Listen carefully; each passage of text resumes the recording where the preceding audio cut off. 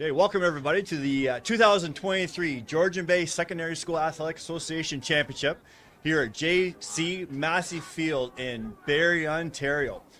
We're pleased to bring you the senior division final of the Bear Creek Kodiaks versus the St. Joan of Arc Knights. This is the third straight meeting of these two teams that started their schools the same year back in 2001. My name is Tim Hassack. I'll be doing your play-by-play, and together with Brian Hexamer will be our color commentator. Welcome, Brian. Thank you, Tim. Looking forward to a great night of football here. Another Battle of the Bluffs, the third straight year that these two teams have faced off in the GBSSA Championship. So this is the GBSSA Championship, which comprises the SCAA AAA winner versus the C.S.S. Catholic School Athletic Association champion, hosted by the C.S.S. Today's broadcast is brought to you by the Simcoe Muskoka Catholic District School Board, Holy Trinity, Craig McLaughlin Tech Crew, and Patrick Fogarty, Jeff Cole, camera crew, and sideline personnel. My name is Tim Hassack. I'll be doing your play-by-play. And Brian, what's your association with today's teams? Thanks, Tim. So I'm the athletic director for St. Joan of Arc. I've been so honored to have that position for 3 years now. Big football fan. I played a little bit of high school football, left tackle for Lakeshore Catholic High School. Finally realized it was the same time as volleyball and decided to play volleyball instead. Very brief football career, but again, lifelong football fan. Go Eagles. All right, let's take a closer look at the two teams involved in today's game. First, we'll check in on our visiting team, and we go to the sidelines to check with Brooke Sonnenberg, our sideline reporter from Patrick Fogarty Secondary School. Brooke, what can you tell us about the Bear Creek Kodiaks?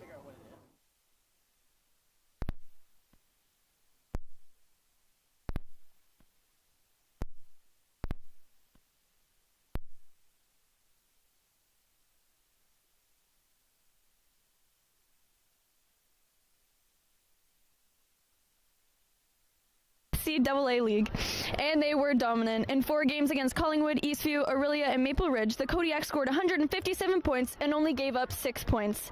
Their main competition was the Barrie North Vikings. The Kodiaks earned a 21-14 win over the Vikings in Week 2. The Kodiaks met the Vikings again in the SCAA playoffs.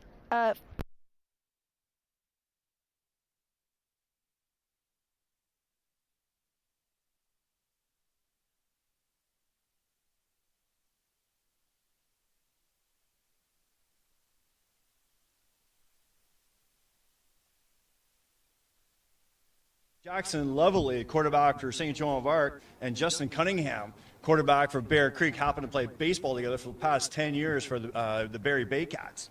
And then we also have notable players, number 99, Ryan Stevens, nose tackle for the Bear Creek Kodiaks, who got 7 tackles in the SCAA championship game.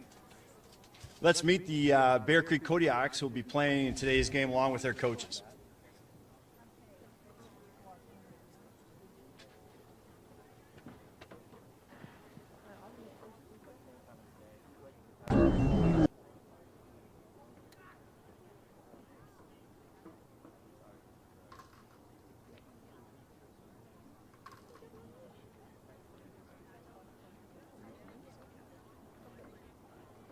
Okay, so we have number 1 is Justin Cunningham, number 2 Daniel Ryan.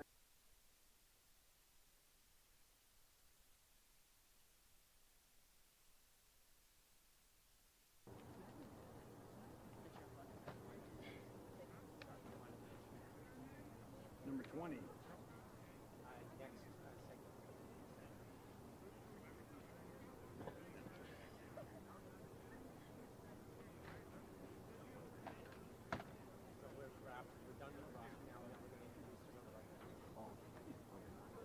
All right, let's move on to St. Joan of Arc. Okay, we got number 0, Judah Davis. Number 1, Max Rosewell. Number 2, Aiden Cranny. Number 3, Sasha Valiant. Number 5, Conrad Kilplecki.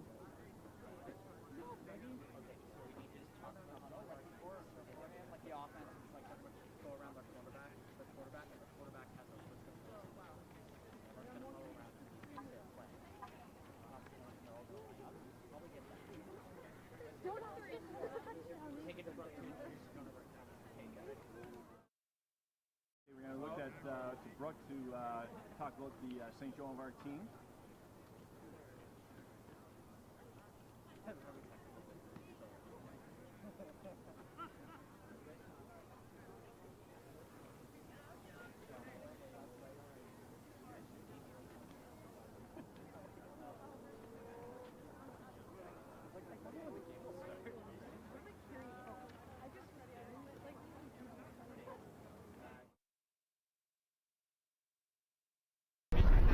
The St. Joan of Arc Knights are the senior boy champions of the Catholic School League. They come to this game looking to win back the senior boys' GBSSA title that they last won in 2021 against Bear Creek. This is the third matchup between the Knights and the Kodiaks for the GBSSA title in the last 3 years. The Knights finished this year's regular season with 5 wins and no losses. They were also completely dominant. The Knights surpassed the score reporting cap in every regular season game this year. Only the St. Joseph Jaguars were able to score points against the Knights this season. The Jaguars recorded a single touchdown against the Knights in their first meeting and a field goal against them in the Catholic School Finals last week. But other than that, the Knights overwhelmed their competition on offense, defense, and special teams all season long. I'll turn things back over to you, Tim and Brian, to show the Knights lineup. All right, let's meet the Knights who will be playing in today's game along with their coaches. So again, we got Judah Davis, number 0. Number 1, Max Rosewell. Number 2, Aiden Cranny. Number 3, Sashin Ballion. Number 5, Conrad Kilpecky. Number 7, Jack Sierra Serrano. Number 8, backup quarterback, Wilson Levely. Number 20, Sebastian Serrano. Number 21, Aiden Manitowabi. Number 23, Ethan Ryans. Number 24, the starting quarterback, Jackson Levely. Clarify the numbers here, sorry, apologize here. Number 14, AJ Robertson, and number 12 is Jackson Levely. Number 17, Mark Lewis. Number 18, Kai Valakez. Number 20, Emery Ilibuki. Number 21, Alex Tremblay. Number 23, Julian McPhail. Number 24, Luke Carlucci. Number 30, William Brown. Number 33, Diego Quiroga. And number 34, halfback, Nick Stewart.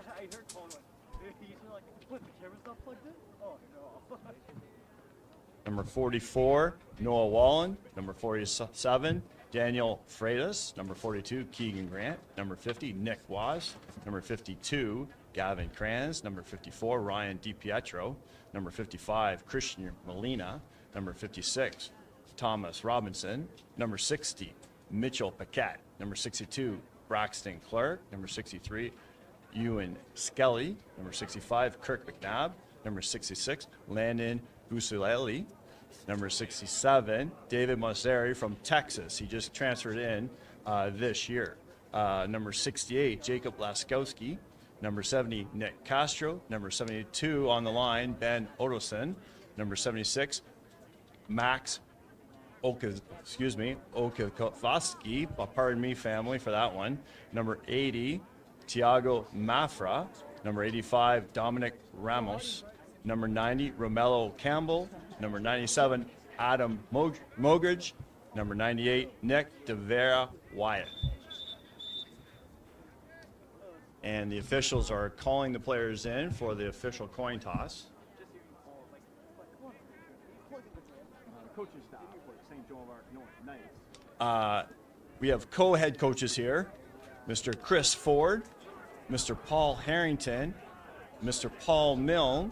Community coaches, former players and graduates from St. Joan of Arc, former quarterback Justin Wynn, and also Charlie Doring. And special shout out to 20-year coach, Mr. Nick Nicoletta, who's now retired and watching on the sidelines.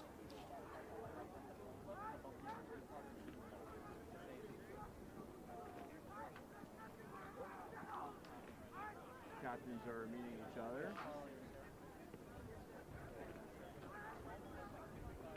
A lot of these players are very familiar. They all probably play on the Ronin Stallions. So they're very familiar with each other.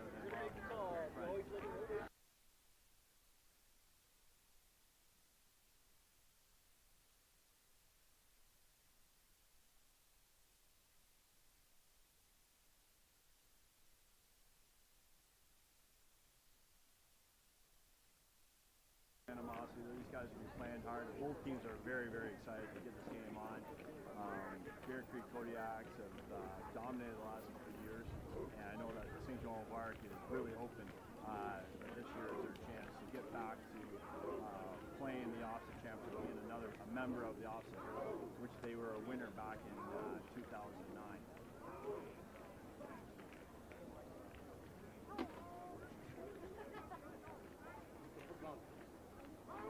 And we have a coin toss. And the winners are the St. Joan of Arc.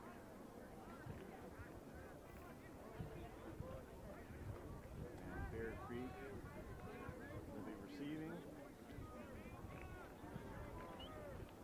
St. Joan of Arc will be kicking from the north end of the field.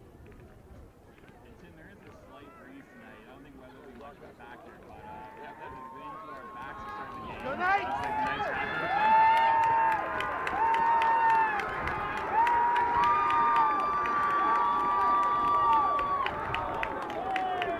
Both teams are very excited about the Bear Creek Kodiaks showing both are early today, getting ready for today's game.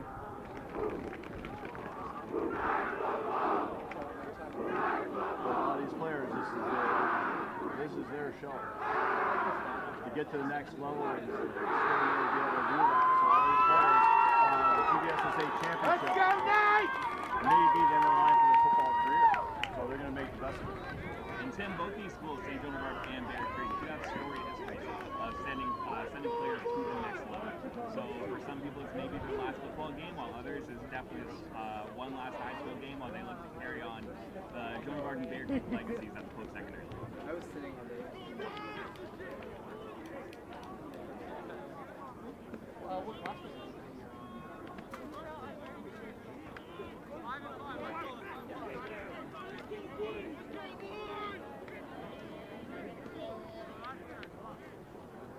Bear Creek Kodiaks are lined up, ready to receive.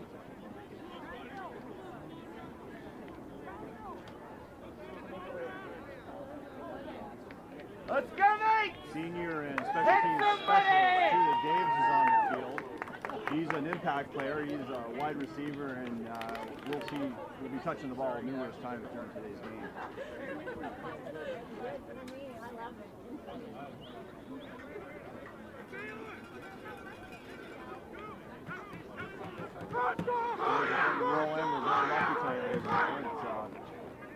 In the pluses of the temperature today, probably plus 7 or 8.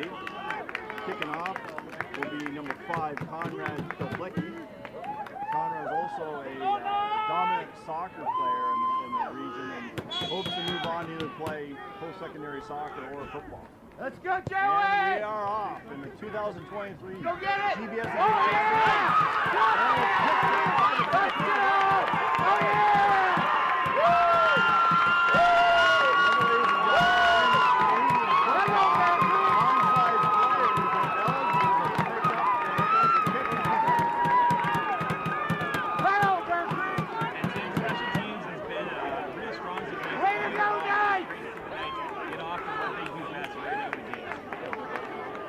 That was an intentional short kickoff with that play in mind. The St. Joan of Arc Knights and offense coordinator Chris Ford is known for his aggressive play call. Okay, St. Joan of Arc has it on the 30-yard line. Quarterback Jackson Leveley is in the shotgun position. Hands it off to number 5, Conrad Koblicki. Looks for about a gain of about 3 yards. With a little intensity at the line. We do have a flag on the players, Tim.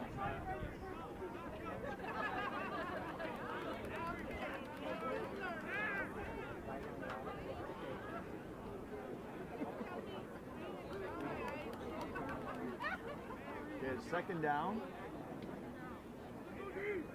And it looks like there's no call on the play. Second down, St. Joan of Arc. Second and 10.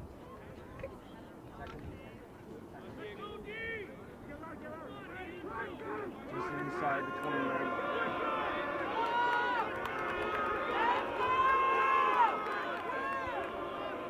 Jackson Lovely in the shotgun position again. Judah Davis in motion. He's looking long.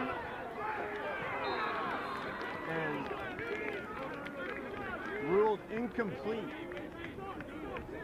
And Tim, just great play by the secondary there from Bear Creek. Again, two very strong defenses going up against each other today. So this was one to be few and far between today. Max Rosewell, number 1, went up for that with a tough time being double teamed. Third down. And it looks like the Knights are going to be going for it. Coach Ford has aggressive play. Or they're going to be kicking a field goal. And ball being held by Max Rosewell with a kick being attempted by number 5, Conrad Kodiaks. Kick is up. And it is good. For the Knights. Fantastic play this year by Siplicki. He's just been so critical every single time on big plays. That is crucial in any game. Here you have a team kicking off and being able to score first in the game.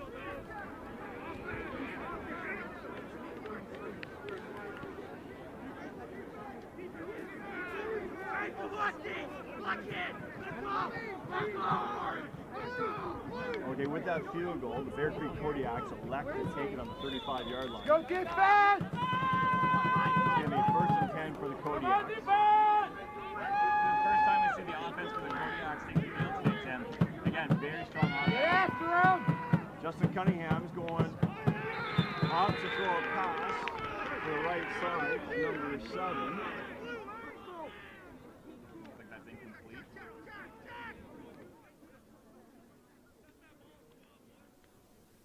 be 2nd and 10 for the Bear Creek Kodiaks.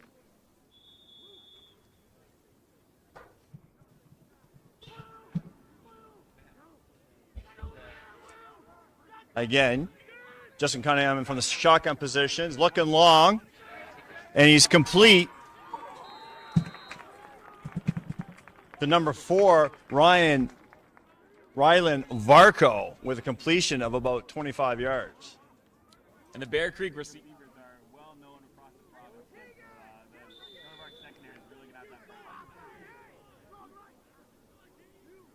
So we've got 1st and 10 on the 54-yard line. Bear Creek Kodiaks. Bear Creek opts to go in the shotgun position again. Justin Cunningham rolls out to the left.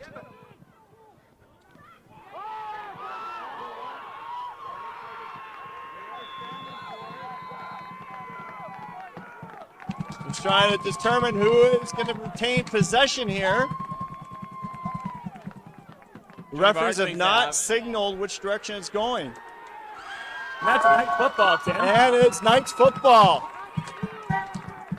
When you have a young quarterback like Justin Cunningham rolling out to the left like that, maybe not used to running the ball, but he was carrying it a little bit in the danger zone in the pass position. So that creates an opportunity for the Knights to create a fumble, which they did. And these Knights are used to winning the turnover battle. They're aggressive on defense. They're looking to pop that ball out. And just, again, good defense makes good offense, Tim.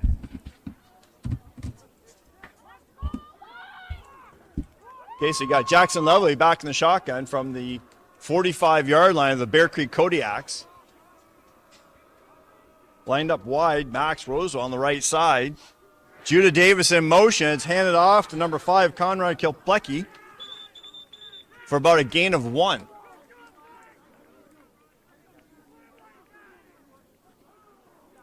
Some notable players out there again. There's number 67.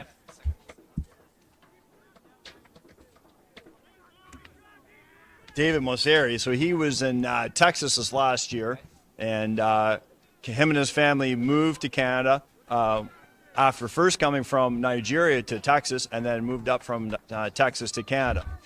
His father is a doctor still in Nigeria.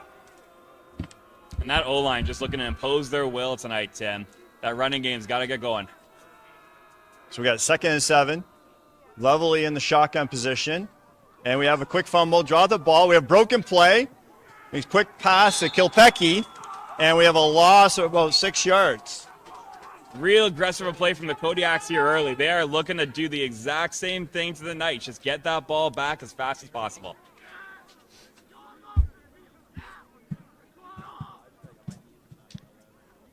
So it looks like we have 3rd and 11.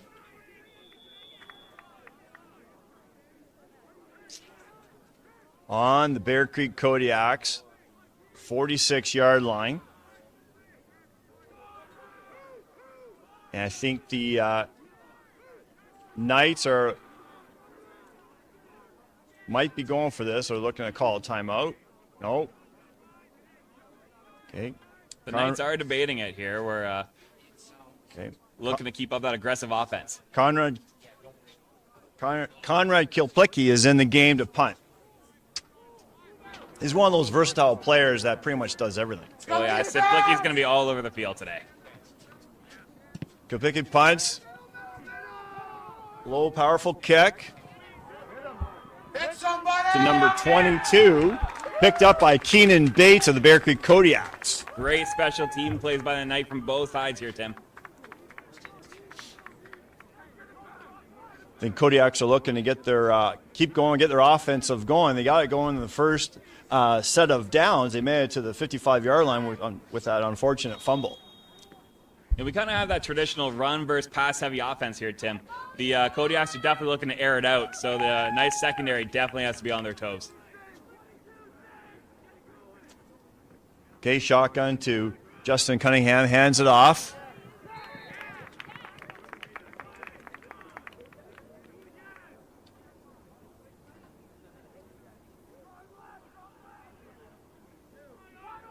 To the Kodiaks 24-yard line.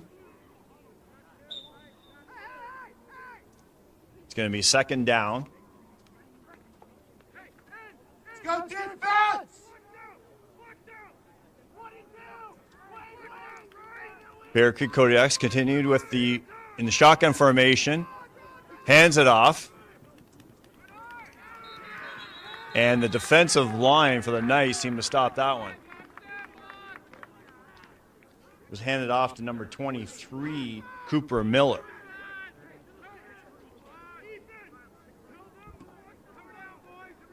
It's going to be third down and 3.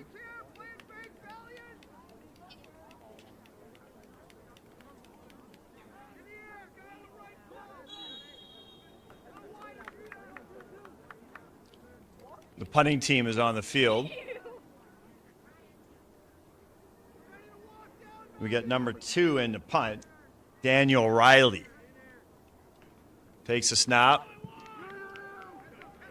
Deep kick, excellent kick to the sidelines. Looks like it crosses at the St. Joan of Arc Knights 50-yard line.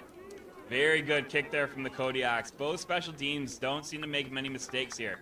So again, it's just kind of seeing who can make that mistake. Want to feel each other out in a fight first. So who's going to make that first mistake? So the Knights are going to take possession on their 50-yard line. I know that Bear Creek Kodiaks seem to put up a strong defensive play here. We got in the middle there number 99, Ryan Stevens. Again, known for his quarterback sack capability.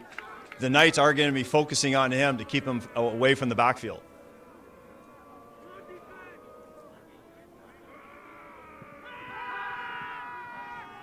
Lovely goes, oh, it's incomplete to Judah Davis. That won't be the last time that we'll see that combination today.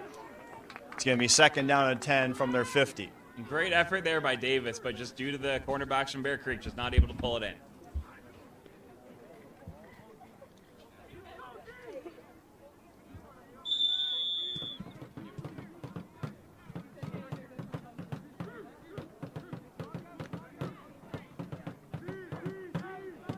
The crowd is starting to get into the game here.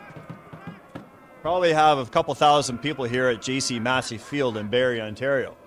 Again, back to Levelly. Throwing with his right hand, open. To number 8, his brother, Wilson Levelly, who's also the backup quarterback. Big catch there from the Knights there, Tim. The Joan of Arc offense will really go run heavy and draw you in and look to burn you deep after a couple plays there. Well, background check on Wilson. Wilson's a hard-working player. He's also a hockey official and likes to do work in landscaping during the summer.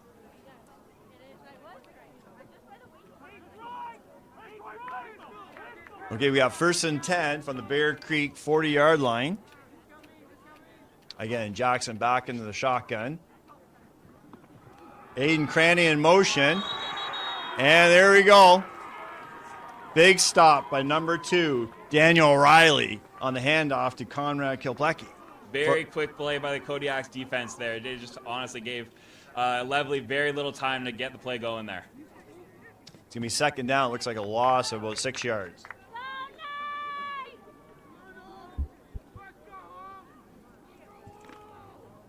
Second down and 15. Second and long. Out wide is Max Rosewell again on the right side.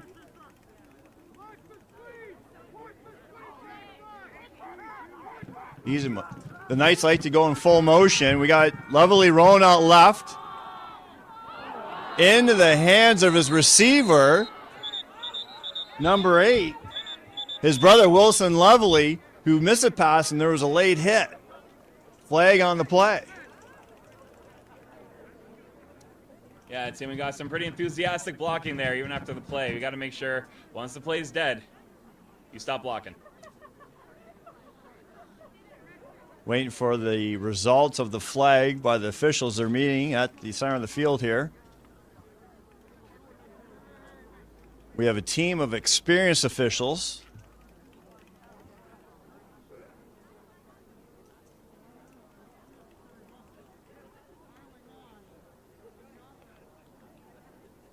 And it looks like the flag is against the Knights.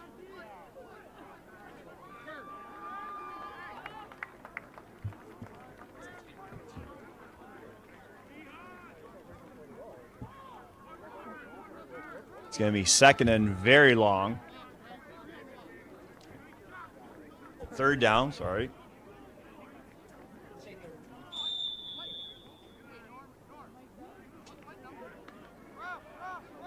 Must have been a personal foul for loss of the down.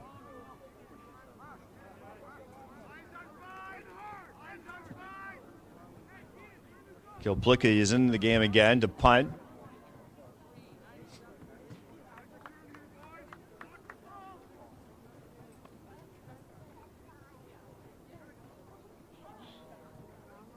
Both teams getting their feet wet in this game. Had some successes, some failures. Conrad back to kick. He kicks a very nice little spiral, and it kicks back. Now he's onside, but nobody else is. You know, let's say we got another flag there. Probably no yards. Bear Creek downed it by number 22, Keenan Bates.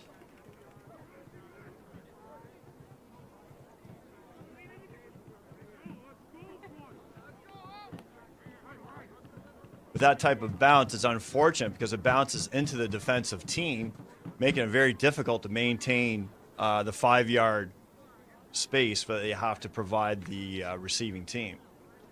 So it's a 15-yard penalty. It's going to be first down from the 55-yard, looks like the 56-yard line for the Bear Creek Kodiaks. And Tim, these teams are really just feeling each other out today. No one's made any huge breakout plays yet, but game is young. Justin Cunningham in the shotgun, rolling out to the right. His own number was called, and it looks like he's going to get a first down. And Cunningham's just one of those players. He's not afraid to take this game into his own hands. If nothing's open downfield, you can tell he's just not afraid to tuck it in and run.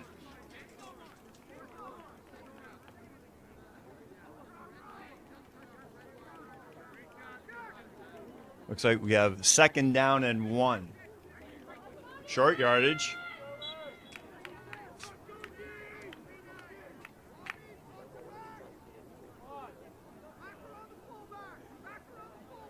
Joan Mark defense going to come up tough. Going to have to come up tough here to stop this play. Again, looks like Cunningham back into the shotgun position. Looks at hands it off. Hands up the middle. To again, number 22, Keenan Bates. And very big play from the Knights defense, Tim. They're looking to put up a stand here. Keep them out of field goal range. They put a roadblock on that one, so it's going to be third down and more than 1 yard. Okay.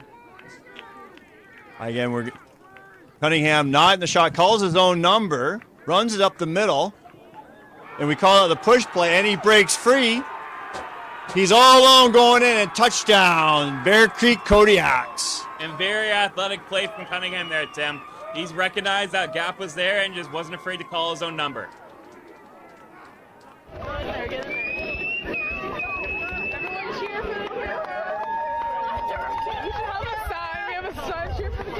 Space. So we get a 6-3 Kodiaks, convert pending.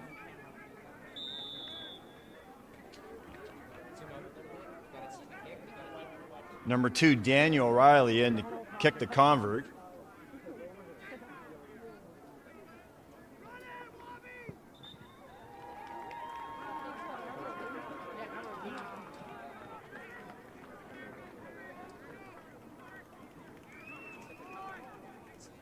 And the kick is good. Okay, well, and so it's a 7-3 game, Kodiaks, with the first touchdown of the game. Both teams showing a little bit of success in this first quarter with 37 seconds left.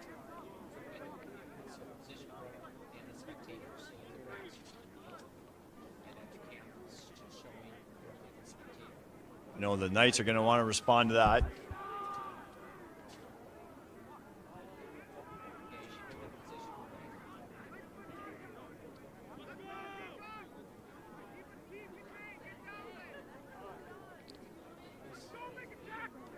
So it's interesting when you see when high school sports how certain players really dominate the game, whether they're in as wide receivers, their quarterbacks, their kickers, their punters, their running back kicks. It's important when you have those great athletes, you got to use them in every way you can.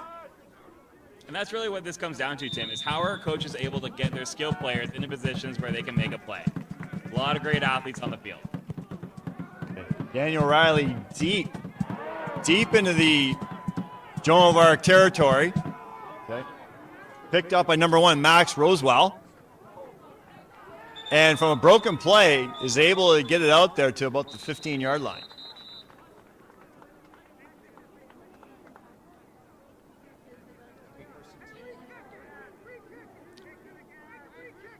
First and 10, Joan of Arc Knights. 22 seconds left in the quarter. And we have a flag on the play.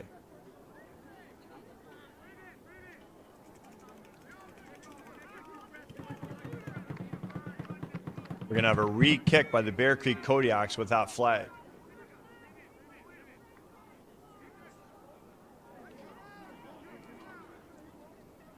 They're going to have to re-kick it from their own 40-yard line. That's too bad for the Bear Creek Kodiaks because they had the Knights in some tough field position. I'm not sure what the call was there, Tim, but the Knights should be very fortunate for that call there. There was some deep territory. Sometimes a play like that might be offside on Bear Creek Kodiaks. Short kick to number 97 of the St. Joan of Arc Knights, who gets it to the Knights' 50-yard line. Ryan DiPietro. Adam Modric. Adam wants to take business in University. And very good play by Mogers there. He's coming off a big injury from last year. It's great to see him back on the field.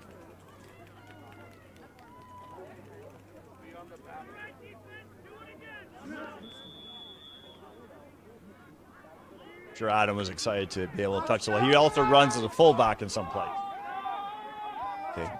Knights have possession at their 48-yard line. Lovely back in the shotgun position. That's Jackson Lovely. Short out to Max Rosewell. Almost a gain of 8. And that's the end of the first quarter.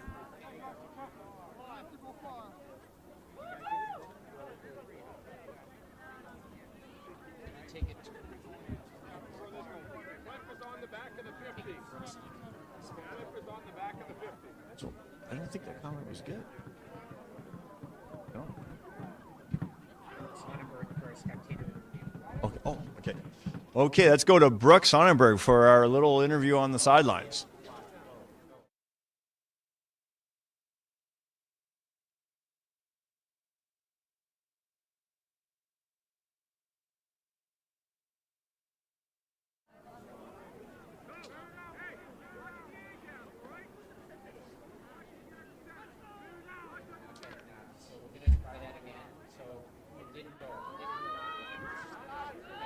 Okay, play is continuing. We got 2nd down and 2 for the Knights. At the Kodiaks 53-yard line. We have a flag on the play.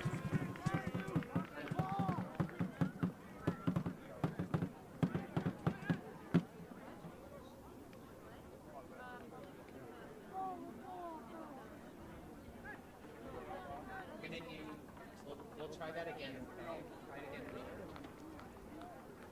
Okay. Sorry about the guys, it didn't work. The text. We've got a penalty against the Bear Creek Kodiaks. It's going to be 1st down, St. Joan of Arc Knights.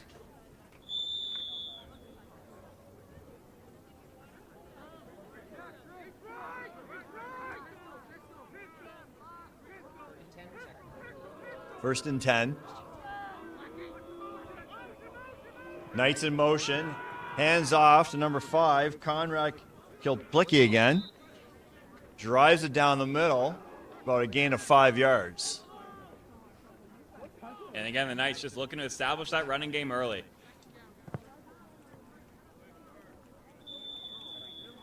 It's going to be 2nd down and 5. 11:35 in the second quarter. Score 7-3, Bear Creek Kodiaks.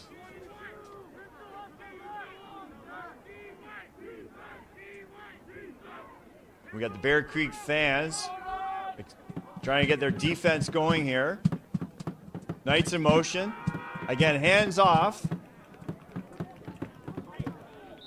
to Conrad again. We have a flag on the play. Motions are starting to get up there. Another flag on the play here, Tim. You can tell both these teams want this bad. Referees are taking charge of the situation, making sure we have a fair, safe game.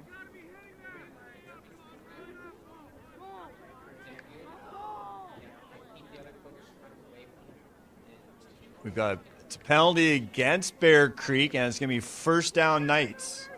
That's 2 penalties to give them 2 first downs on this possession. And a lot of free yardage here, Tim. The Kodiaks got to figure out how to clean up this game, or else we're going to have an easy touchdown for the Knights. It's going to be 1st and 10 on the Bear Creek Kodiaks. Looks about on their 22-23-yard line. The Knights got to be excited about their position here and this opportunity to take the lead.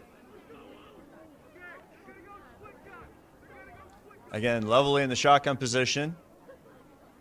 Judah Davis in motion.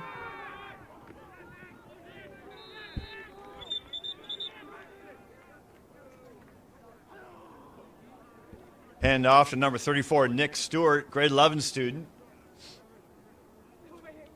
Nick was a key factor in the junior football program last year, and that's his first touch of the ball today as a senior in the GBSSA championships.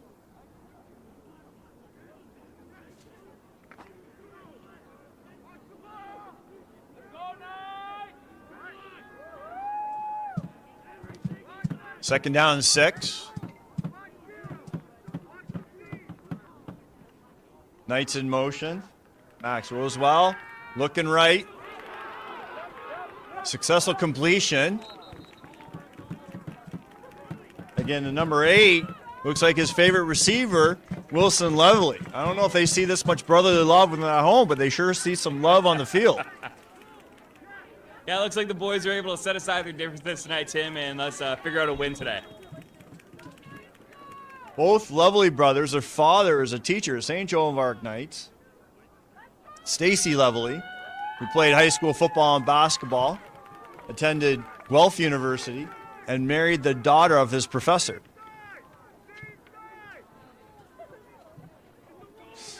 And the Knights in motion here again, incomplete to the right side, attempted to number 1, Max Rosewell. And Tim, that Bear Creek secondary is really going to bend but not break here. They're really anchoring down. We can give up some yardage, but you know the Bear Creek Kodiaks, they're going to hunker down here. It's like 2nd down and 9.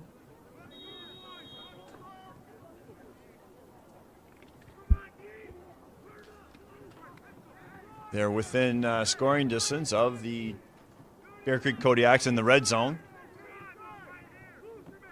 The Knights staying aggressive in the shotgun position. Lovely rolls out left. Decides to take it himself, tucks it in, and gets it to the 5-yard line. He's stopped by number 99, Ryan Stevens. And great play by Lively there to realize that all the receivers were locked down. Just falls a little short, though. Might be the difference in a tight game. Looks like they're bringing out the field goal team. But when you have a solid kicker like Conrad Kilplicki, a field goal is a good decision. Okay. The kick is going to be held by number 1, Max Rosewell.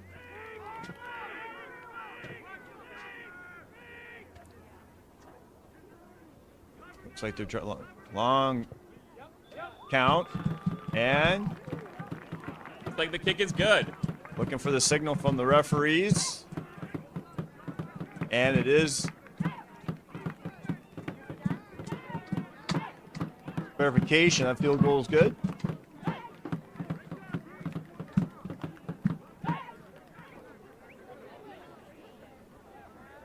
Was it successful kick, Mr. Hexamer? I didn't see a signal from the field goal, but from my unofficial eye over here, it did look good. Okay.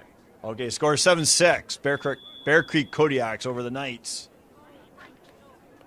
Knights with 2 field goals. Kodiaks with a touchdown.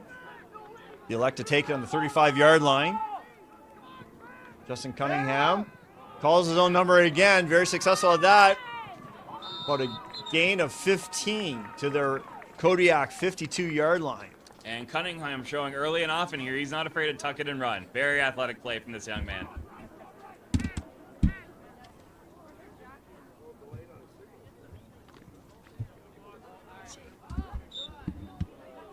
It's going to be first down Kodiaks on their 52. 7:13 left in the second quarter. Back in the shotgun. He pitches it out to the left side. Looks like we have a flag on the play.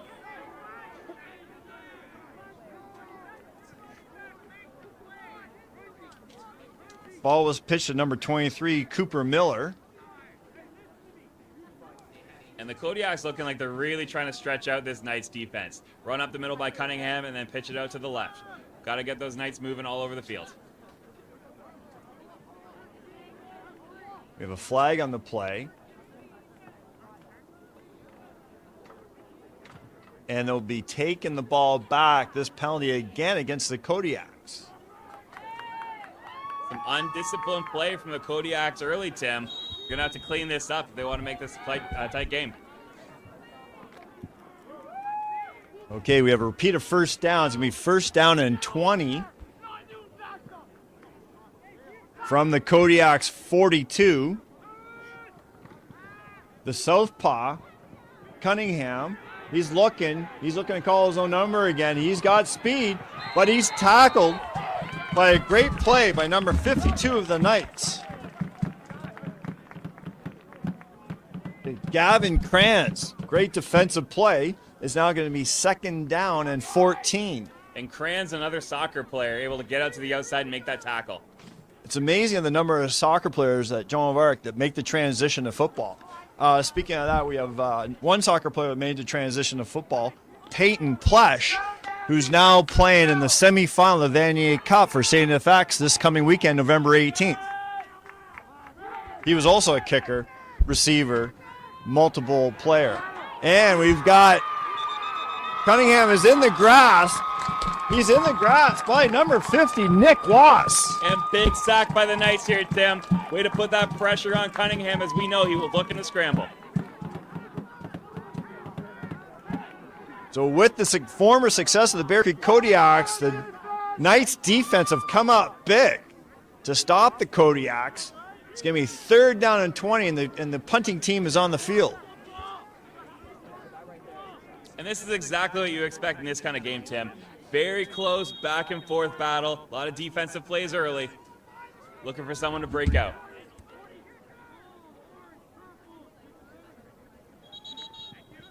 And we have another flag on the play. Daniel Riley was in there to kick. Probably an offside against the Kodiaks. The penalties are really hurting the Kodiaks in this first half. That's a couple false starts from the Kodiaks already, Tim.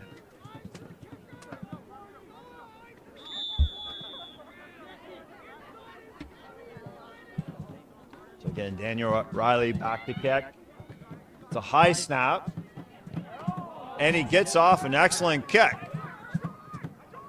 Ball hits the ground. Being picked up by Judah Davis. And the Bear Creek Kodiaks are penalty. We have a fumble. And it looks like the Bear Creek Kodiaks have picked up the ball. It's going to be first down Kodiaks on the Joan of Arc Knights 20. Aggressive play by the Kodiak special teams here. Looking to strip that ball in big swing and field position. Tough bounce. Tough bounce for Judah Davis, who had a hard time handling that. He's got very sure hands, and being the senior player that it is, I know that's tough on him. You know, Judah lives and breathes sports. He's a multi-sport athlete, track and field, basketball, and football. That with his athletic abilities, he should be able to play post-secondary for somebody. Absolutely, Tim. Okay, it's going to be first down Bear Creek Kodiaks on the Joan of Arc 15-yard line. And from regular snap, Cunningham takes it back. He's tackled, but we have a flag on the play. Again, the referees making it known that they're there. Keep taking charge of this game. They don't want this intense game to get out of hand. And with so many emotions in this game, Tim, we know it's been such a back and forth rivalry between these two schools. We got to make sure we're having a safe, clean game out there.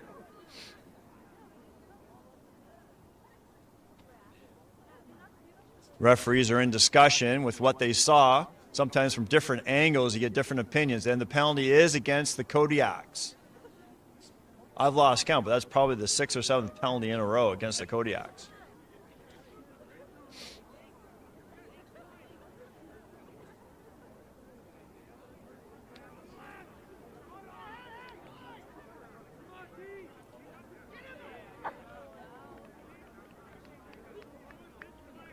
I'm sure the Knights will take any opportunity that they can, either by their tough defense or by the officiating. So we have, it looks like it's going to be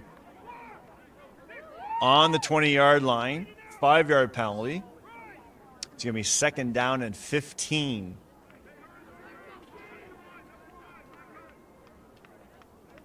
Let's go defense! Cunningham taking the snap, rolls out right. He's got some blockers there. He's going to take it himself. He sees an opportunity, and he goes to the sideline. Looks to be about on the 5-yard line. Might be a first down, and we have a flag on the play. And Cunningham is really looking to take this game in his own hands, putting the team on his back. He is doing anything he can to make a play.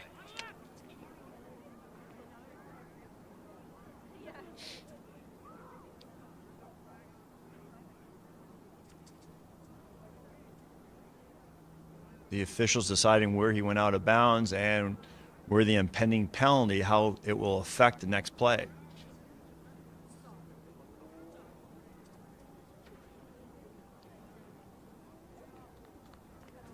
And it looks like it is against the Kodiaks. They'll be marching back. That play will be negated. So we have a hold against the Kodiaks. The Kodiaks really shooting themselves in the foot here, Tim. Great player by Cunningham, just canceled out just by some undisciplined play. It's going to be second down and 15. That's a good opportunity for the Knights. They're going to see if they can take advantage of this. Second down and 15 from the Knights. Looks like the 30-yard line.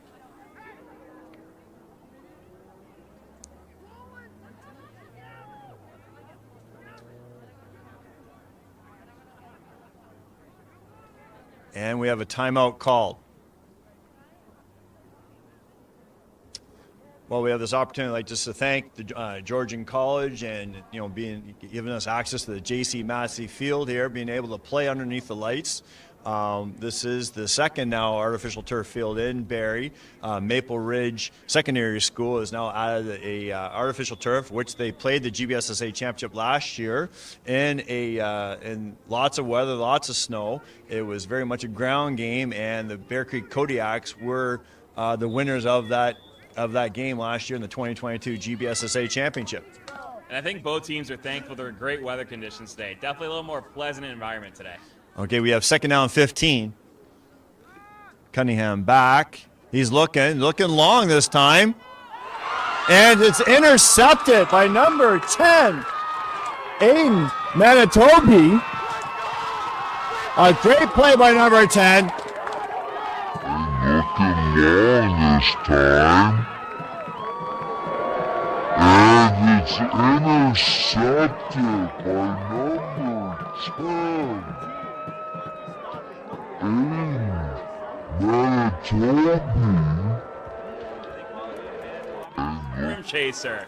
Manitowoc will chase down any ball around there, pick it off, and it's going to make a big play on defense. That was a big storm that he stopped right there.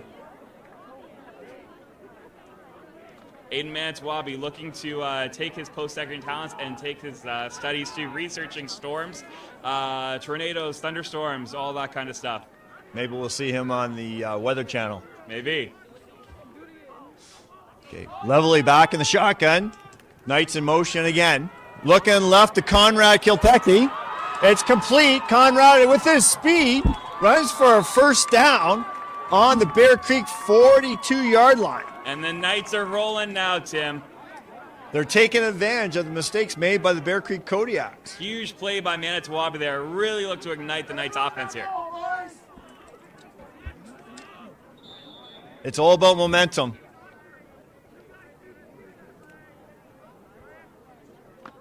Okay, we have first down Knights. Looks like on the Bear Creek 44-yard line. 2:53 left in the first half. Again, Level in the shotgun. We have a flag in the play. Aiden Cranny rolled out to the right side, but this will probably be called back.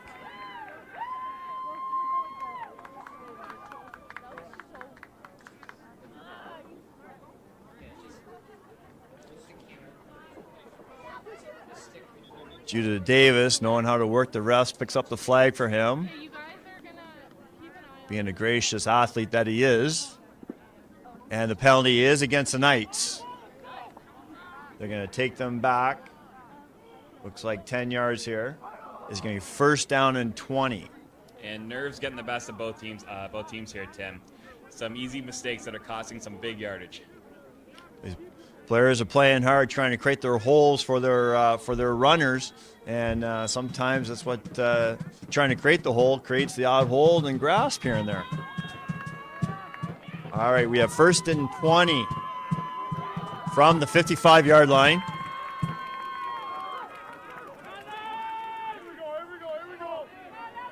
Lovely in the shotgun. Using a long count. Knights in motion. Looking on the right-hand side. Rolls out to the right. Going for a short pass, about a 10-yard pass. It's complete.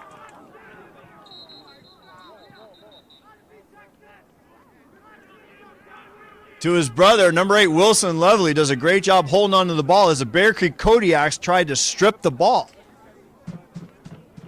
It's going to be second down and 12. Again, that brotherly connection paying off for the Knights today.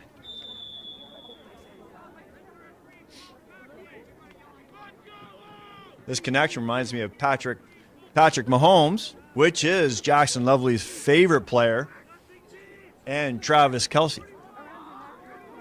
But Travis Kelce is a little bit larger than Wilson Lovely.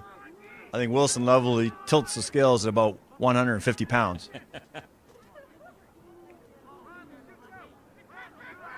Knights in motion on the left-hand side. Jackson rolls out to the right, looking deep. It's tipped, and it's out of play, incomplete. It's going to be third down. Strong play here from the Kodiak secondary.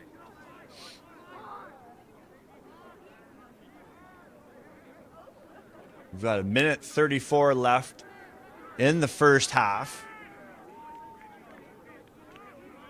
Score 7-6.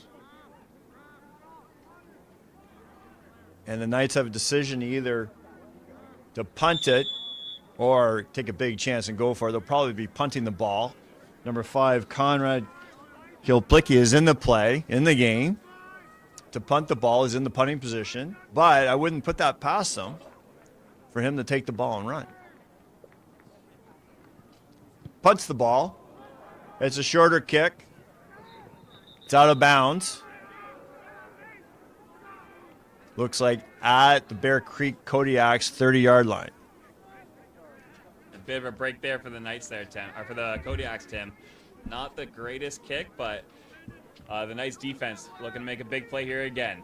I think the nerves, sometimes the nerves and the conflict might have got the better for a Kilpecki there.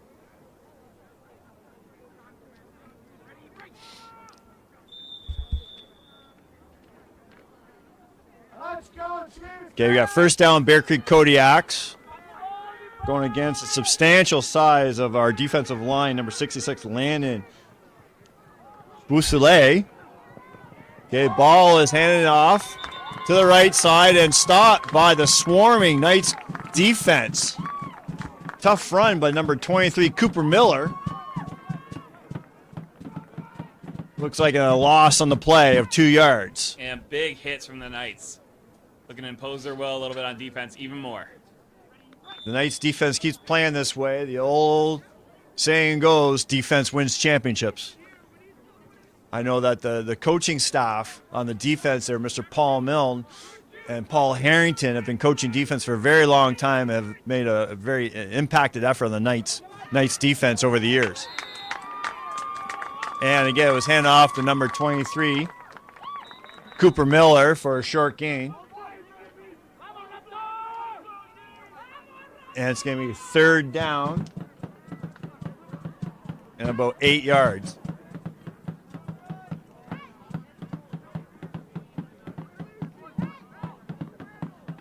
Okay, the kicking team is on the field for the Bear Creek Kodiaks. I got number 2, Daniel Riley. He's hit a couple long ones. Let's see if he can continue his success.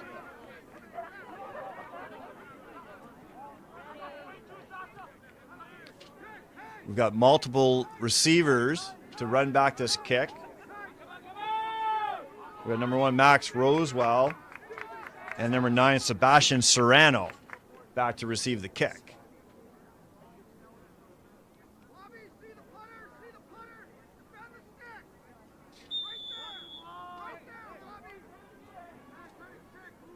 One minute left in the first half.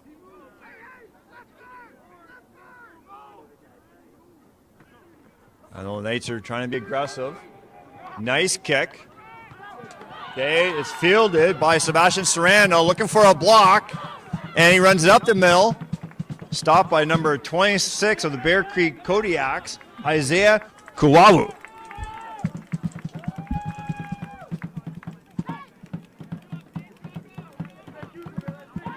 Knights now the first down on their own. Looks like they're 55-yard line. Sorry, 52-yard line. First down, Knights. We've got 50 seconds left in the first half. Score 7-6. Very much a defensive and penalty game. Jackson Leveley again back in the shotgun. Knights' favorite setup. Jackson's going long to number 1. Max Rosewell, and it's incomplete.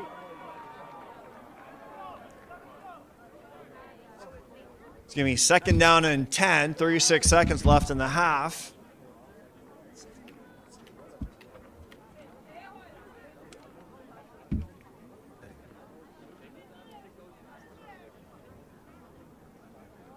But she's going to have the field. We're going to cut her. Okay.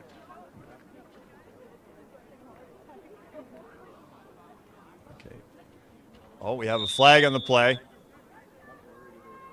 It's going to be repeat first down, 5 yards back. The Bear Creek Kodiaks elected to accept the penalty against the Knights. So it's first down and 15. 43 seconds left in the in the half.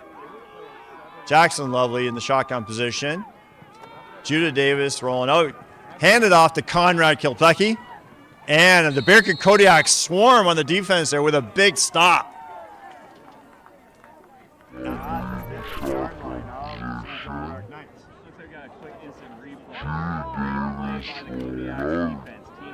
Handed off to Conrad Kilpecky.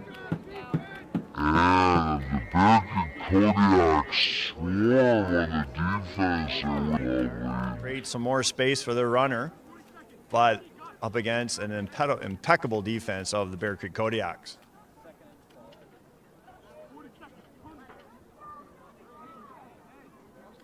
We've got second down and 12 yards.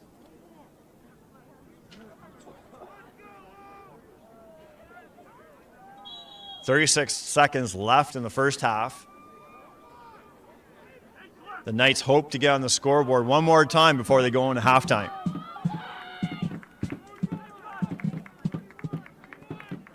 Okay. Lovely will probably be going in the air for this one again. Got Kilpecky set up on the right side. Knights in motion again, handed off to Kilpecky. Up the middle and stopped. Big tackle by number 99, Ryan Stevens.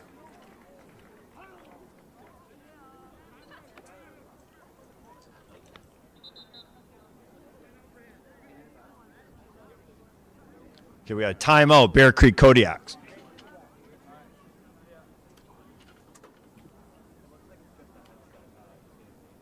Okay, we have third down. Kodiaks hope to get the ball to challenge for one more score. Looks like the Knights kicking team is coming on the field. And Tim, these are those kind of situations where you might be tempted to go up, but in such a tight defensive battle here, looks like Coach Four is looking to play it safe here for now. Let's get to halftime.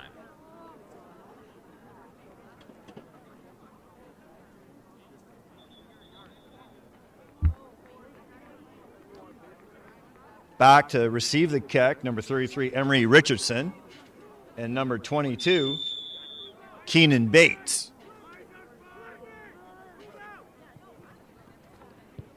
Kilpecky with a better kick than last time. Takes a Bear Creek bounce. Keenan Bates was able to pick that up on the fly, but the Knights stopped him before he can get any momentum. And great kick there by Siplicki. Way to pin them into the corners, allowing his special teams to make a great play there. 16 seconds left in the first half. We got first down and 10 on the Kodiaks 40-yard line. Looks like 41-yard line.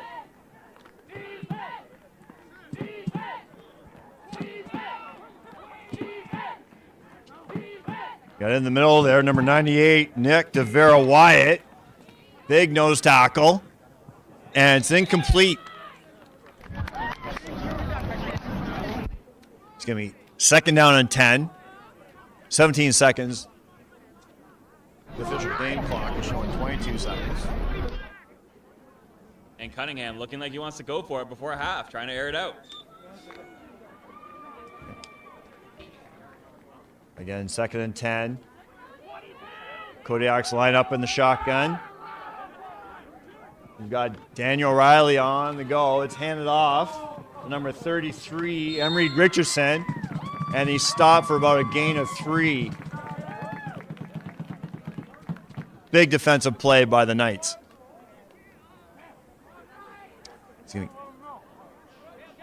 Third down 7, 16 seconds left. So the Kodiaks probably looking at punting the ball.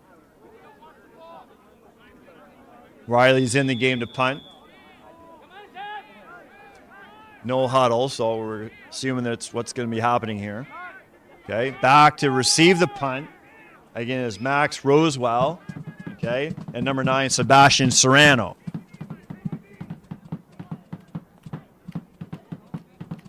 Clock is running. They're going to let the clock run out. Smart play by the Kodiaks, and that is halftime.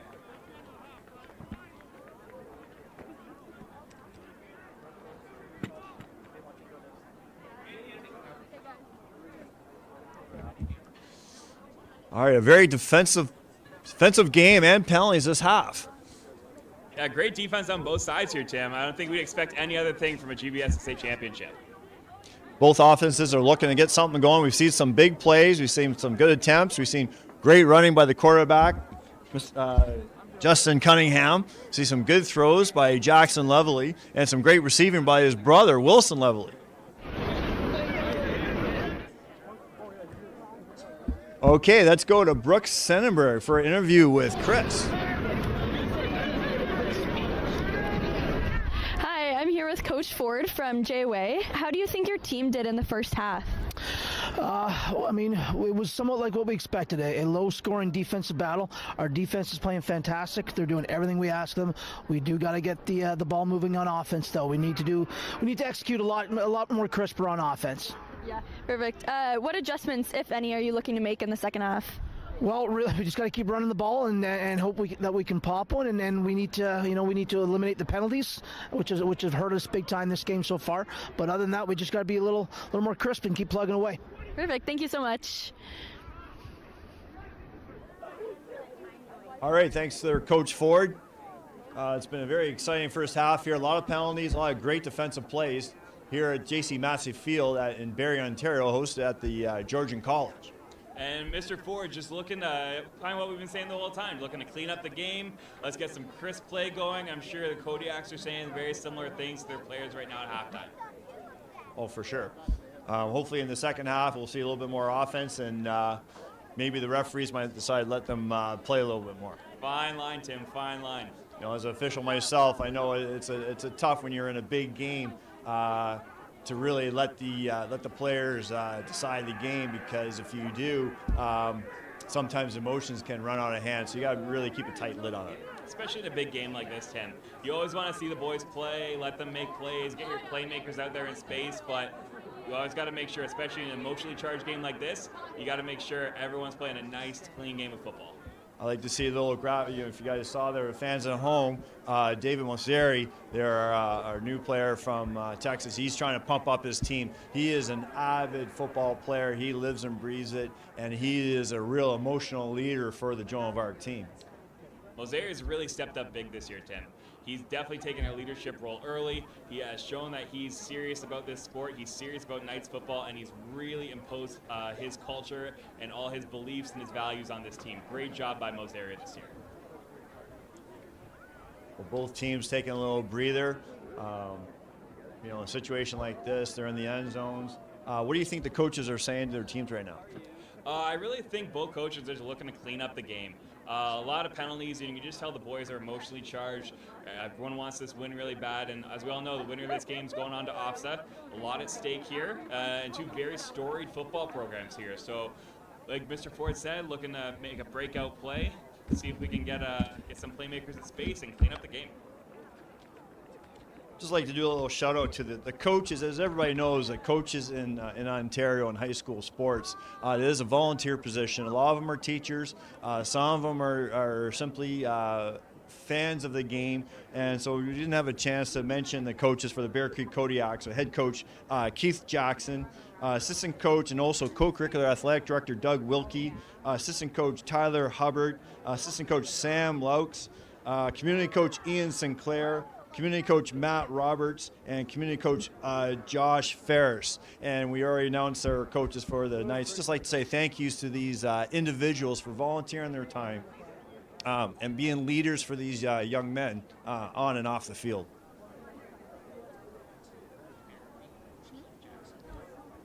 Okay, we got Brooke is on the field. She's going to go interview Mr. Jackson, Keith Jackson of the Bear Creek Kodiaks. Thank you, Brooke. Hi, I'm here with Keith Jackson from Bear Creek. How do you think your team did in the first half? We had a few hiccups along the way. We just got to iron a few things out, get our run game established, and then start with the pass game again. Perfect. So what adjustments, if any, are you looking to make in the second half? Just execution.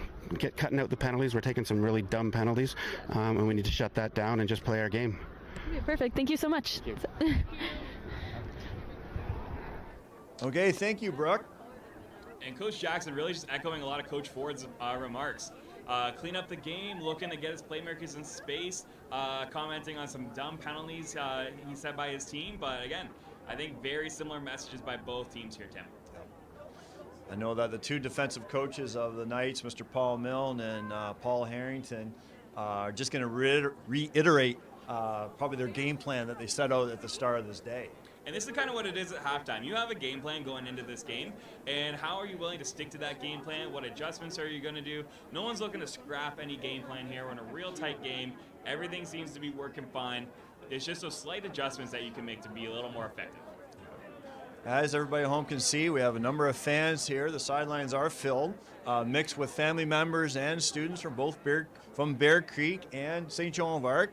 Just to mention that both schools did open up in September 2001 of the same year, and we've been very close to each other and fun rivals right from day one, with a big contested game in volleyball last year to go to GBSS to win the GBSSA championships, which the coach, Mr. Hexmer here, completed that 2022 championship to go to OFSA last year. This year, I believe you faced Bear Creek again. We did, Tim, and maybe a little still salty after the loss from a very, very strong Bear Creek Kodiaks team, but that one still hurts. So thanks for bringing that up on the air. Yeah, and both schools. Sports are the culture. They've had successful championships in GBSSA level in hockey, football, as we know, volleyball, girls flag football. You name it, both schools, the sports culture is a dominant part of the scenes. And again, thank you to all the coaches that dedicated their time, their volunteer time, to provide a education off the field that without their time, the kids would just be going back to class. Yeah, Tim, you can see how many community coaches we have here, and these not even teachers, just giving up their time just for pure love of the sport.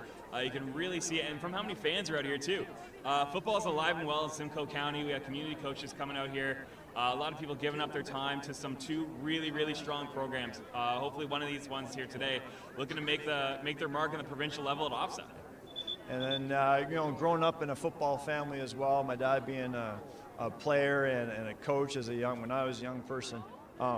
Football has always been the one sport that I loved in the high school setting because it gives every person the opportunity to get in the game. Some sports like hockey and soccer requires a high skill level, where football you can learn to play your position, and there's a reason why there's 12 players on the field. You have to all perform together to win as a team, and it gives every player, every person an opportunity to use their skill sets to participate in the game. So true, Tim. Everyone's got to do their job. I know I share this feeling with a lot of football fans out there. I'm not the biggest Bill Belichick fan, but he always says, do your job.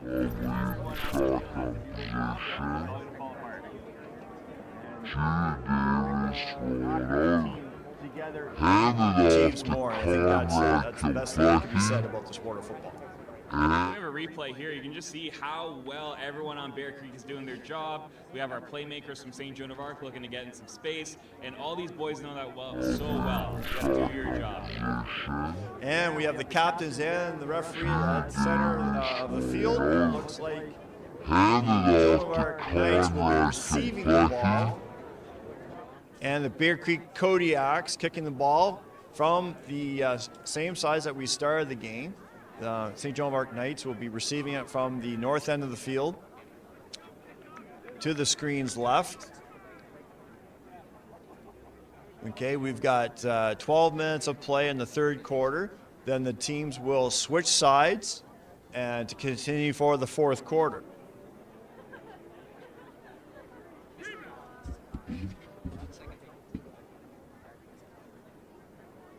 Some of the main players out to receive the ball we see out there who's had some big impact plays so far was number 9, Sebastian Serrano. He's on the field. And we're going to cut to Brooke in the stands here with some spectator interviews.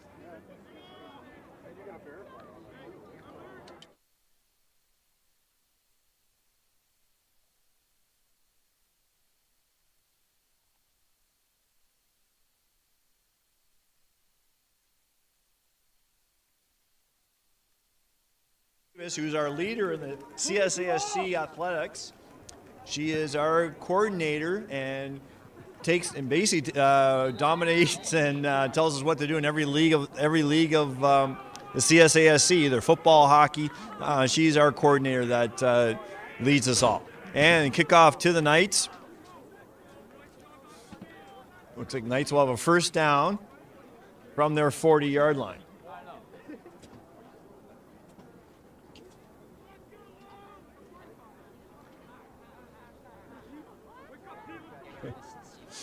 As you can see here at J.C. Massie Field in Barrie, Ontario, classic Barrie. The temperatures are starting to drop as the sun goes away. We have one of the warmest days in November in a long, long time. Tomorrow predicted to be even warmer, but right now when the sun goes down, we see the temperatures dropping down to freezing.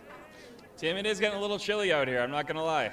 But imagine being out there on the field, running around, all that aggressive play. Okay, and we got Jackson Lovely handing it off to, of course, number 5, Conrad Kilplicki. And he is looking to take the team on his back here, Tim. Great play to start the half by Siplicki.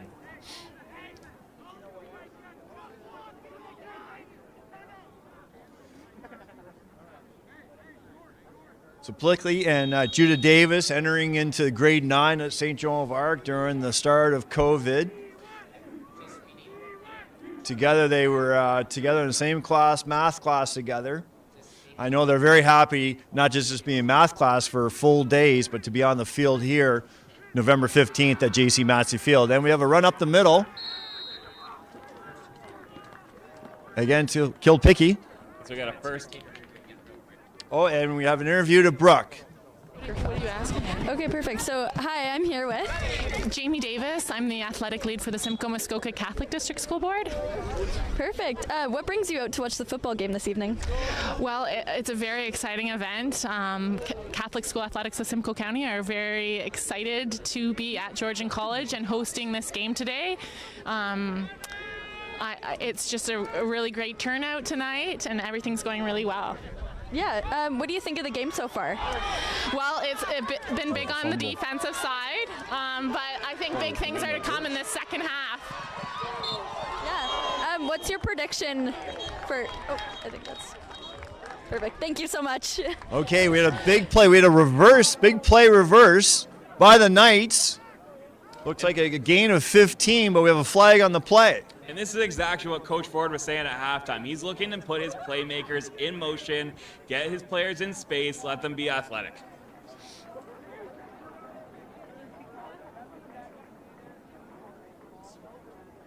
There was a fraction at the point of the play, at the end of the play.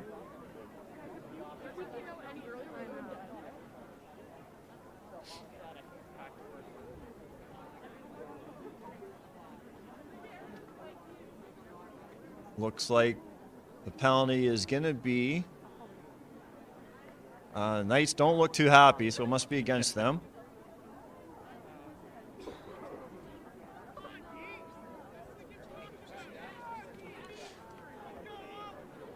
Okay. So the penalty was against the Bear Creek Kodiaks. The Knights elected to take the 5-yard penalty and the first down. It's going to be 1st and 10 from the Bear Creek Kodiaks 53-yard line. Penalties seem to be creeping their way into the third quarter here, Tim. Let's see if we can clean it up. Looks like continued mistakes by the Kodiaks that's really holding them back. They haven't had an opportunity to really get the momentum going, basically because of the penalties against their team. And penalties are going to be so detrimental to a team. You can get some momentum going as a defense, as an offense, and just kill any momentum you have.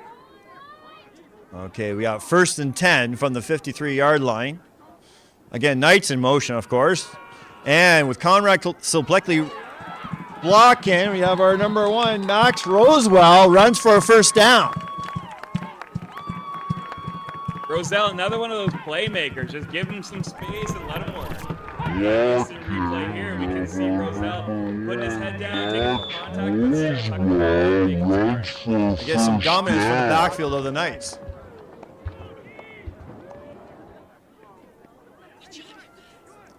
I'd like to welcome all the fans from St. Joan of Arc Knights here. Big shout out to those fans that have come out and bear a little bit of the cold. And quick snap to Roselle. Roselle again, looking to make some plays. Okay. Again, most snaps are going to go to the quarterback, but they did a quick snap to Roselle to try to trick up the defense there. And both teams looking to be a little bit creative here. Got a defensive battle so far, so you got to dig deep in the playbook, see what you got. Looks like the Knights are running up the middle, trying to tire out that tough defensive line of the Bear Creek Kodiaks. You know, sometimes they say run it up the middle, tire them out, then go long. Okay, we got Jackson Lovely back in the shotgun. Again, hands it off to Soplicki. And he's battling in there. He's still for a solid game. And we have a few players coming in after the play. Maybe instant replay here, Tim. Let's see if we can see what the flag is. Oh, yeah. Teamwork from the Kodiaks. On the ball carrier. Looking to make sure no forward progress is made. Yep. A little intensity by lineman Ben Odison. All these players, they play together with the Huronia Stallions, so they want to beat each other. They're friends, but of course, like all competitors, they want to win. No love lost between these boys, Tim.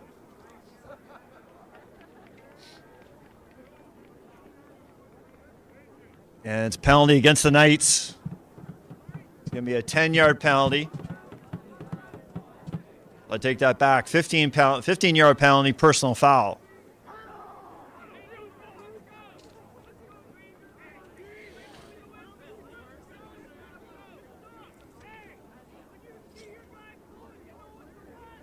Okay. All players got to keep their emotions in check.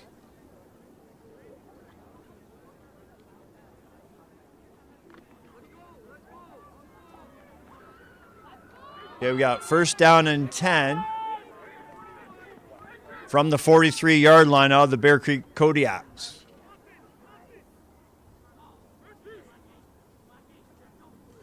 Knights in motion on the right-hand side.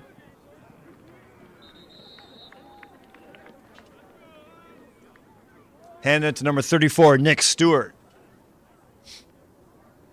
And Stewart, another one of those players who isn't afraid to put his head down. He's willing to do that aggressive run right up the middle, take that contact, look for some extra yardage. Yep.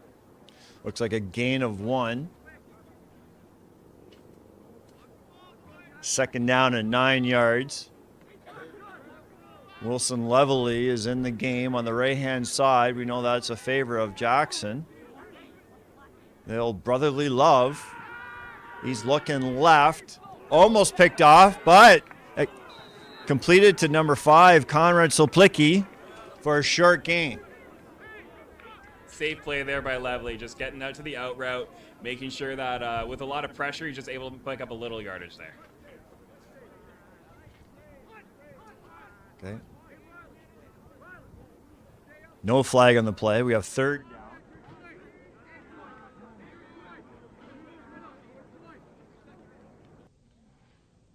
Knights in motion, right-hand side. It's a replay showing that drive up the middle. Again, Stewart, not afraid of contact, willing to put his head down. Right up the middle.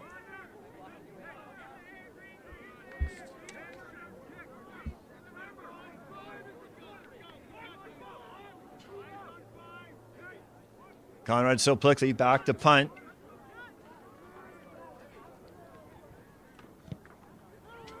Decent punt into the Bear Creek zone, the 10-yard line. Picked up and stopped by the Knights. The punt caught by number 10, Sam Granger. And as we cut to the instant replay here, you can just see the Knights swarm the ball. Great special teams from the Knights.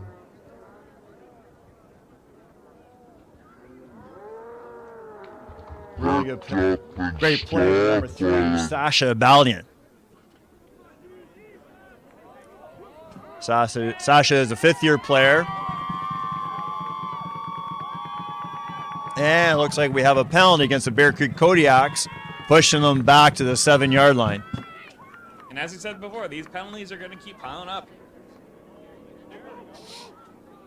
Okay. Ball's thrown away. Okay, the Knights were swarming Cunningham there, trying to get the safety. If they had tackled him in the end zone, the Knights would have scored 2 points, have taken a 1-point lead. Smart play by the Kodiaks offense there. Decide. Again, 2 points here might be the difference. All right. Okay, we have looks like we have. It's like 2nd and 10 there again. 2nd and 10. Cunningham dropping back. He might take it himself. He looks short. Makes a short completion. Number 22, Keenan Bates.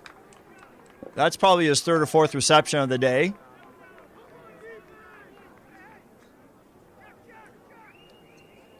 And again, great play there by Cunningham. Look from the play action pass, draw the Knights in. He sees Bates in there for the first down. First down, Kodiaks at their 25-yard line.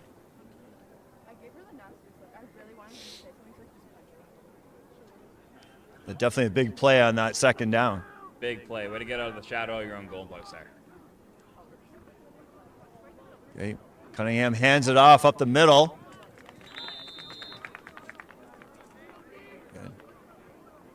Again, number 22, Keenan Bates. Bear Creek looking to do a lot of the same things the Knights are. I got to put your playmakers in space.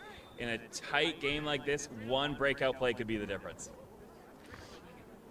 Believe, as the temperatures start to drop and the game wears on, players are going to start to wear down. That's where the bench is going to come into play for both teams. Shotgun to Cunningham, hands it off again to number 23, Cooper Miller, who's going to run for the first down. And we have a flag on the play.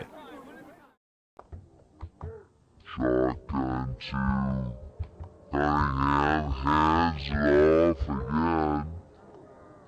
Number 23, Cooper Miller, who's going to run for the first down.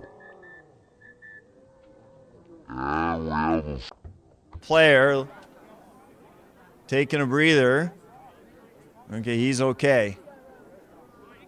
No need for medical attention. Number 44 going off with some assistance. Noah Wallen. Wallen jogging off to the sideline under his own power, so that's always good to see. That's good to see. Flag on the play. They're going to be marching back the Bear Creek Kodiaks another time. I really think that these penalties are really harming obviously the Bear Creek Kodiaks. Penalties really seem to be the story of this game, Tim. No one can really get anything going just because they can't get out of their own way. Cunningham hands it off. Again, the number 23, Cooper Miller. Some success on that play.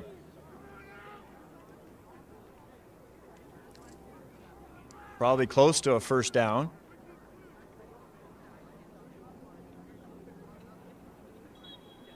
And this might be where you start thinking, are the Kodiaks trying to have the Knights overcommit to the run? Look for a deep pass maybe sometime here soon. Okay. We got 2nd and 4. Cunningham rolls out to the right and take it himself. He's at the 50, at the Knights 50-yard line for a gain of about 20 yards. Flag on the play. Another flag looks by the Kodiaks. After a great run like that, you hate to see it come back due to emotions getting the better of you.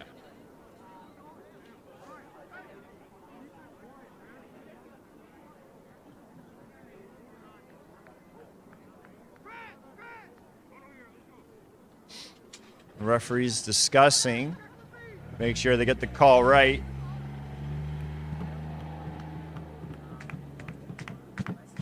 Hate to see a great play by the Kodiaks get pushed back again, but no, it's going to go against the Knights. It's going to be first down from the 54-yard line of the Knights for the Kodiaks. First down, Kodiaks.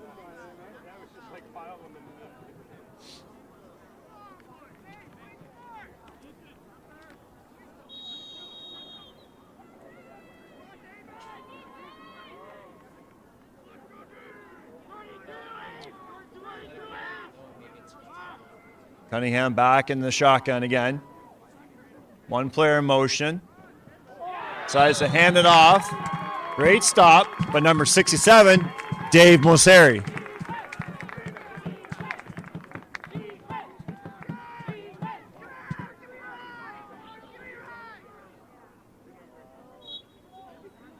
Looks like 2nd and 12.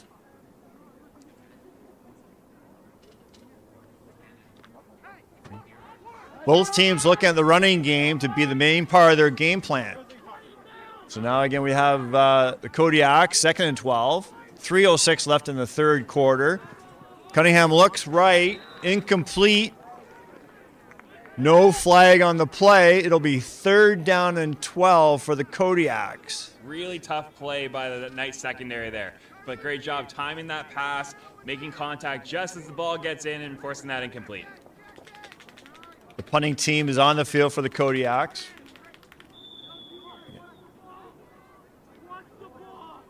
Back to receive the kick for the Knights.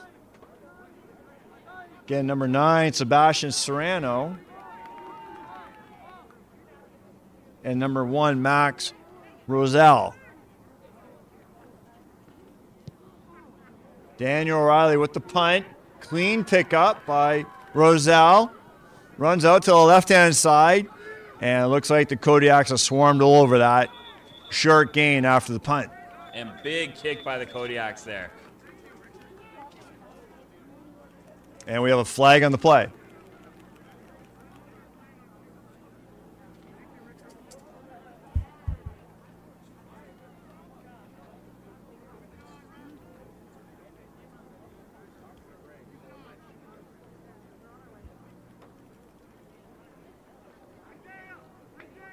Okay, looks like the penalty is going to be against the Kodiaks.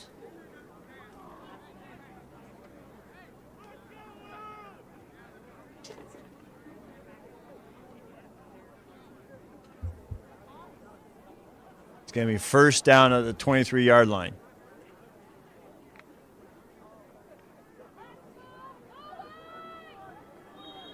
(7-6), 2:28 in the third quarter of this GBSSA championship. Jackson Lovely takes it back, looks to hand it off to Nick Stewart, number 34.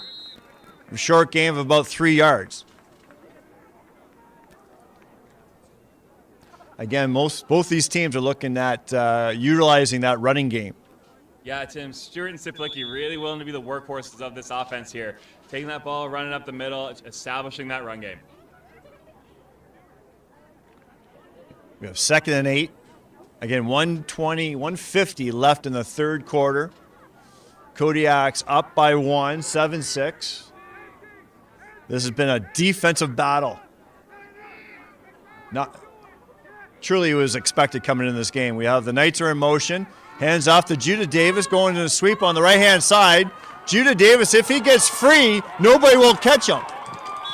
And Judah Davis runs for a 1st down to the Knights' 45-yard line. And you go to the replay here, Tim, you can see Davis gets the outside, makes athletic plays, and again, though, it looks like we do have another flag on the play. That's too bad, because with Judah Davis' foot speed, when he gets an opportunity, some open space, he can take advantage of it.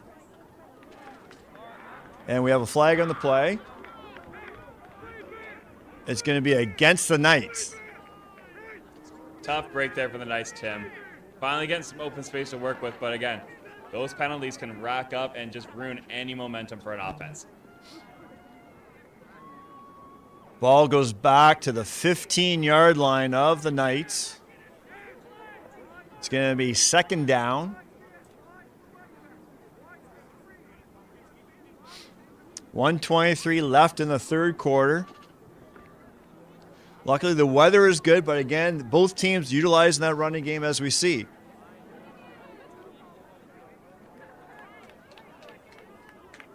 Nick Stewart's in the game, as well as Conrad Siplicki.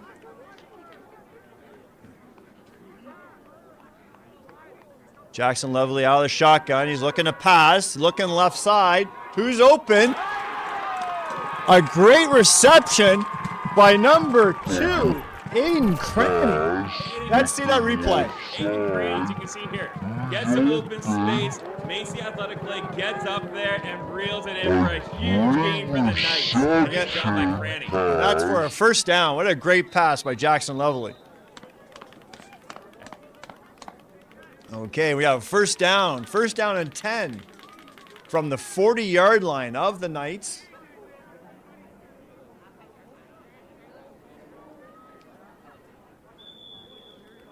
With some success in the air now, will they use that to build some momentum? Tale as old as time, Tim. Establish the running game so you can get the passing game opening up. As more Kodiaks commit to the run, you're bringing the secondary in close. It leaves some open receivers downfield. Okay, we've got 40 seconds left in the third quarter. One person in motion for the Knights. Hand it off to Judah Davis again, going down the left-hand side. Can he get some space? And it looks like the Kodiaks have created a fumble and have picked up the ball. It's going to be first down Kodiaks at the Knights' 45-yard line. Big play by the Kodiak defense. Tough break for the Knights there, tough break for Davis. But you can tell those Kodiaks are coming in. They're trying to punch out that ball. They're looking to make a defensive play. The nerves are getting the better of some of the senior players, knowing that this might be their last football game that they'll play. Now, we know that the winner of this game will go on to one of the OFSA Bowls being played in the Toronto and Hamilton area at the end of November, December. Okay. Quick snap.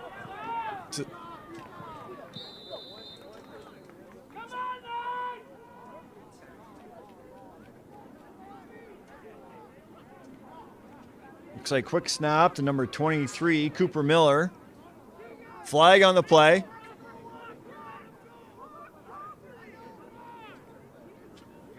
Without the flag, it was a gain of 5. Looks like the penalty is against the Kodiaks.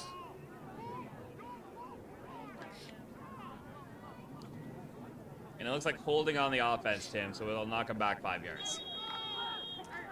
Looks like it's going to be first down and 20. Repeat the down. First down and 20. The Knights accepting the penalty, of course. Okay, you got time has ran out by the play. Ball has been snapped. Cunningham's going to take it himself. Big stop by the Knights defense. And between quarters, we're going to cut to Brooks Sonnenberg again for an on-field interview. Phillips. Finn Kenny. Ken Shamrock. Okay, what brings you out to watch the football game this evening? You know, we're from we're all from north here, so Yeah. we just lost to Creek. It was a really close game. We should have won, but we're coming out to support. Not really sure what team, but we're here for the football environment, you know. So Okay, so what do you think of the game so far? it's all right. It's kind of mid. Justin Cunningham's had some good runs.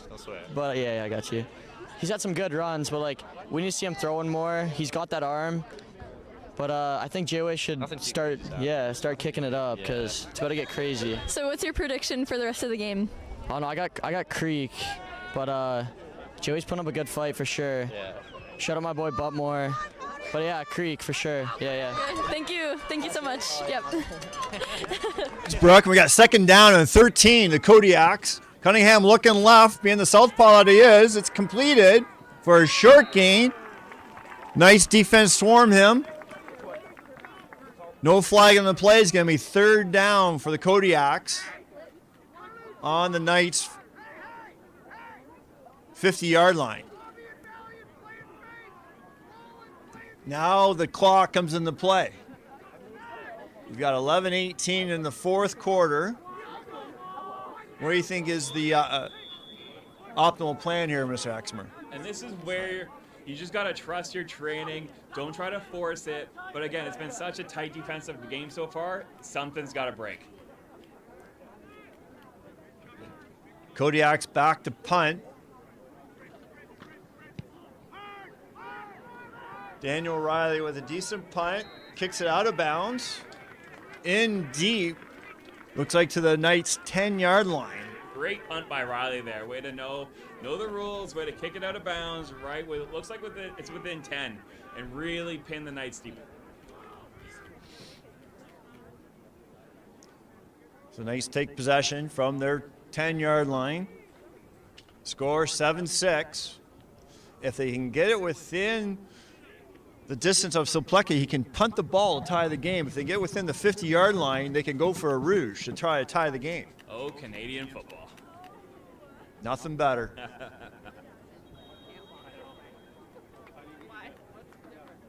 Just missing the snowballs and the fur coats. Okay, it's on the 5-yard line. Knights first down and 10 from their 5-yard line. Okay. Lovely back, looking to pass. He's complete. Oh, incomplete. Looks like to number 2 there, Aiden Cranny. He was targeting Aiden Cranny. Thank you.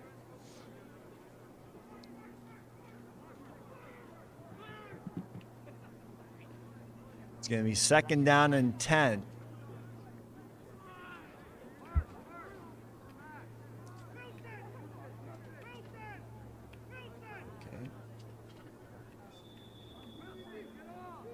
We got exchange of players, new play on the field. Mr. Ford running in his instructions. And late in the game, this is where that depth can really make a difference here. You got to make sure everyone knows what they're doing no matter where you are on this team. Knights in motion, looking to pass again, going long. And it's incomplete. Targeted number 1, Max Roselle.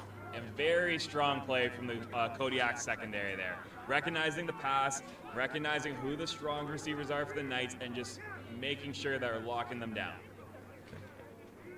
We got 3rd and 10 for the Knights, kicking from their 5-yard line.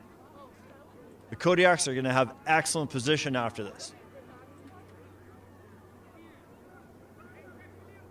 We got 10 minutes left in the game.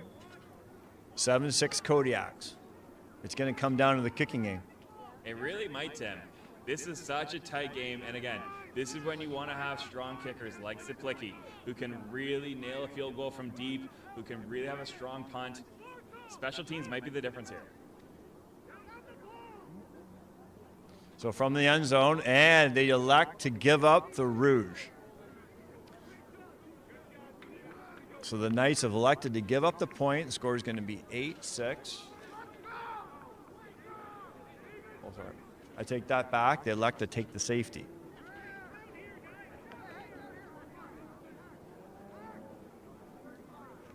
No, it should be. Score should be 9-6 for the Kodiaks. Okay. And again, really strategic play there by the Knights, but it really does make sense. Again, with the punt, you only get so much distance, but taking the knee puts the Kodiaks back to about, I have no idea, looks like about their 30-yard line.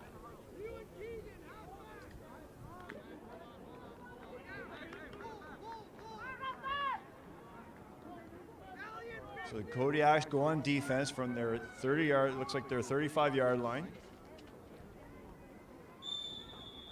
Looking to get the score straight here, but it should be 9-6. Scoreboard is still showing 7-6.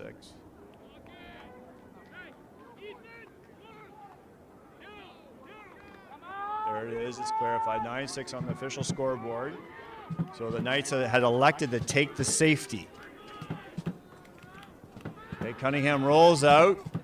Looking short to number 22. Keenan Bates. Bates able to tuck that in quick, turn upfield, make a great offensive play. And we do have a score of 8-6 here we're seeing. Main scoreboard there, Brian just says 9-6, correct. They did take the safety. Again, that's Canadian football rules. Yeah.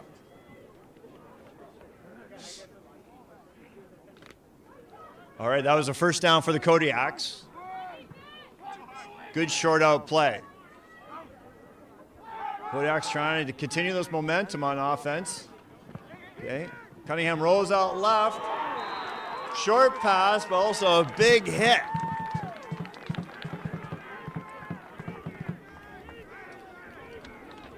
Looks like by number 44, Noah Wallen. It's going to be 2nd down and 5. And as we sort out our Canadian football rules here, I want to correct, it is 9-6 after the safety by the Knights. And then the Kodiaks elected to take it on their own 35-yard line. In some situations, they can elect to have the team punt to them. Yeah, strategic move by Coach Ford, but let's see if it pays off. Okay, Cunningham calls his own number. And again, the Knights defense swarm them. Big stop on number 11, Ethan Rhines. Great play by Rhines there to get to Cunningham. We all know how he can scramble. We all know he's looking to get to the outside. Great play. And number 11, Ethan Rhines is hurt on the play. He's taking his knee. We're going to wait for the trainers to come out and attend to him.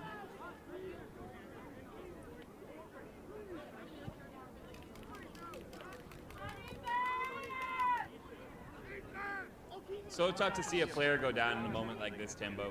We all know Ryan's is a really tough kid. We have our trainers on site. We know they'll do everything they can to get him back on the field right away. And he's walking up under his own power, which again, over the great side. Looks like a lower body injury.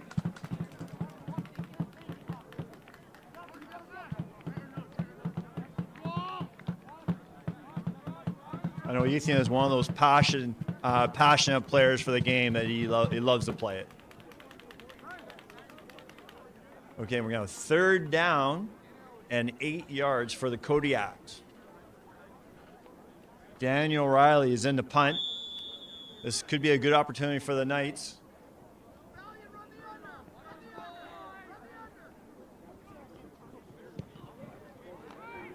And it is a good kick from Daniel Riley. Again, fielded by Max Roselle, and he's taken down around the 40-yard line by the Kodiaks. Booming kick by Riley there. Roselle carries it in.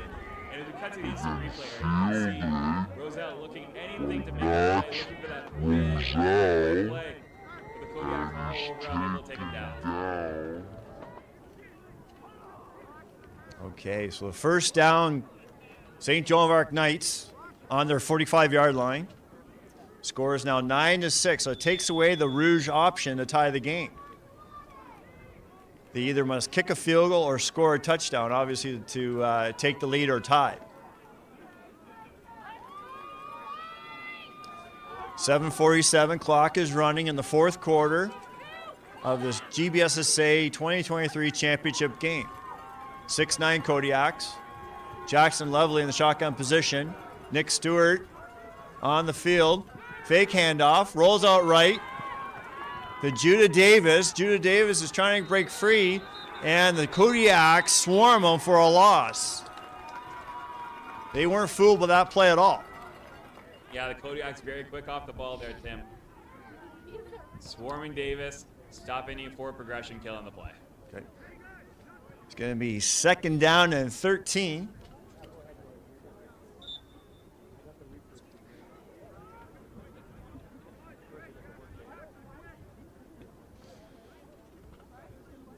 From the Knights' 42-yard line. Knights have to get something going here, try to get in scoring position to at least give Suplicki a chance to attempt a field goal to tie the game. And we all know Suplicki has range, so we see how far, what the leg can do. Jackson Lovely back, rolls out to his left. He sees his brother open, but he's looking deep, and it's intercepted by number 10 of the Kodiaks, Sam Granger. Big interception, takes it to the 40-yard line. You can see Levin trying real hard to make something happen here, but number 10 for the Kodiaks. Sometimes when it gets deep in the game, you got 6:30 left in the game, you try to force the ball, and when you have a great defense like the Kodiaks, it's tough to fool them in any way.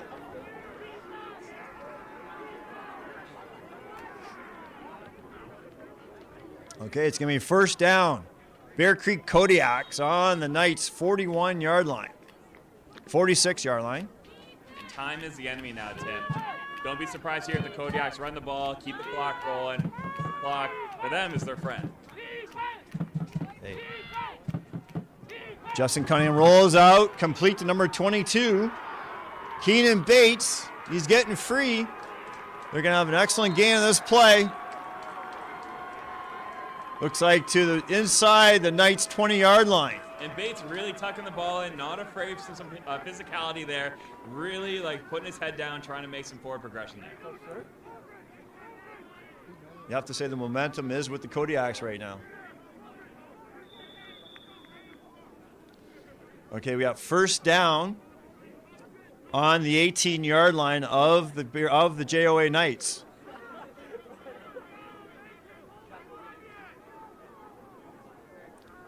The offensive line for the Kodiaks creating some space for the throwers. And we have a penalty. Flags are thrown. Looks like it might be against the Knights.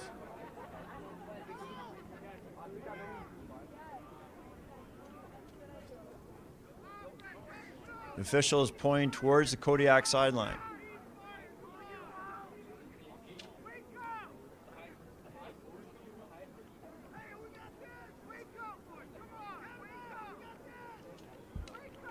They're discussing the play. Make sure you get the right call when you're down to 5 minutes left in the game of a championship game of a 6-9 game. Every play, every call makes a difference. And the penalty is against the Kodiaks. It'll be a legal procedure. Push them back 5 yards, repeat the down.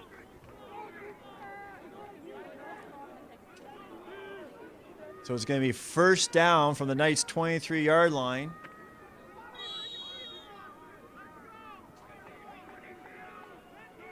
And 1st and 10. Cunningham back from the shotgun. He's looking to throw again. He calls his own number. He's got some space up the middle. Gets a good block. Looks like he runs to the Knights' 10-yard line, and we have a flag on the play. Let's see that instant replay. And there it is, Cunningham calling his own number, going in tight.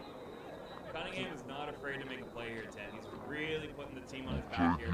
He's really doing whatever he can as the playmaker to really get this Kodiak win here.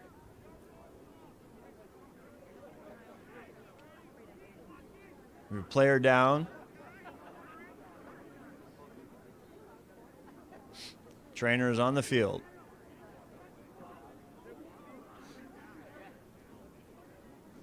It's like number 10, Aiden Manitobi.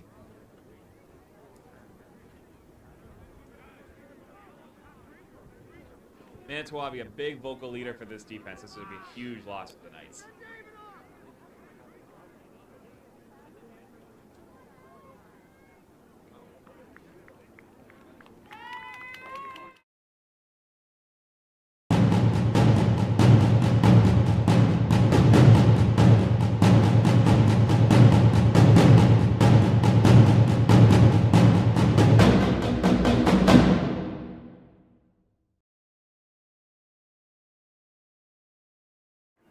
Bear Creek Kodiaks on the Knights' 2-yard line.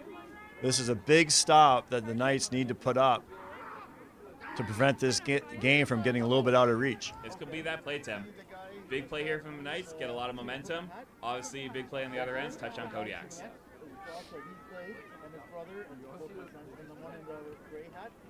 Will you introduce us? Sure. Thank you. This will win the defense. The defense put together by Mr. Paul Milne and Paul Harrington.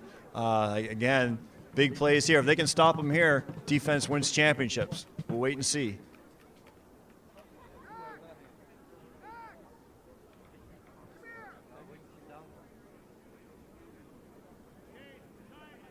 Looks like we have a timeout. Both teams getting their instructions. Coach Harrington is on the field, giving instructions to the captain, number 1, Max Roselle.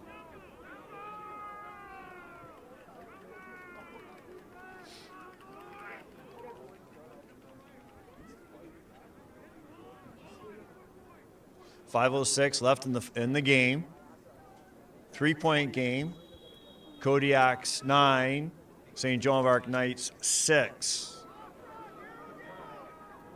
If the Knights can stop them here, it'll give them momentum that maybe take them forward to win this championship. And he calls his own number, and we have touchdown, Kodiaks.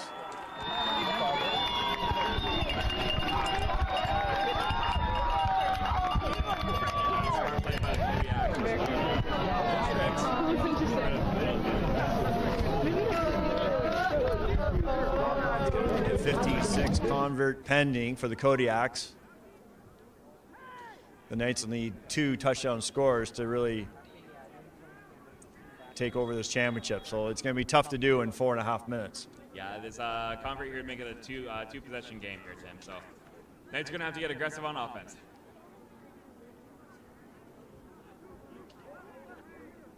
Daniel Riley to kick the convert. Snap is set. Kick is good. Score is now 16-6 Kodiaks over the Knights. And like you said, 2 possession game. But we still have 4 minutes in the game, and as we know in high school sports, anything can happen. Anything can happen in high school football, Tim. You're exactly right. Knights got to pick up the pace a little bit, and as we've seen, Coach Ford not afraid to pull out some trickery. You never know what could happen in 4 minutes.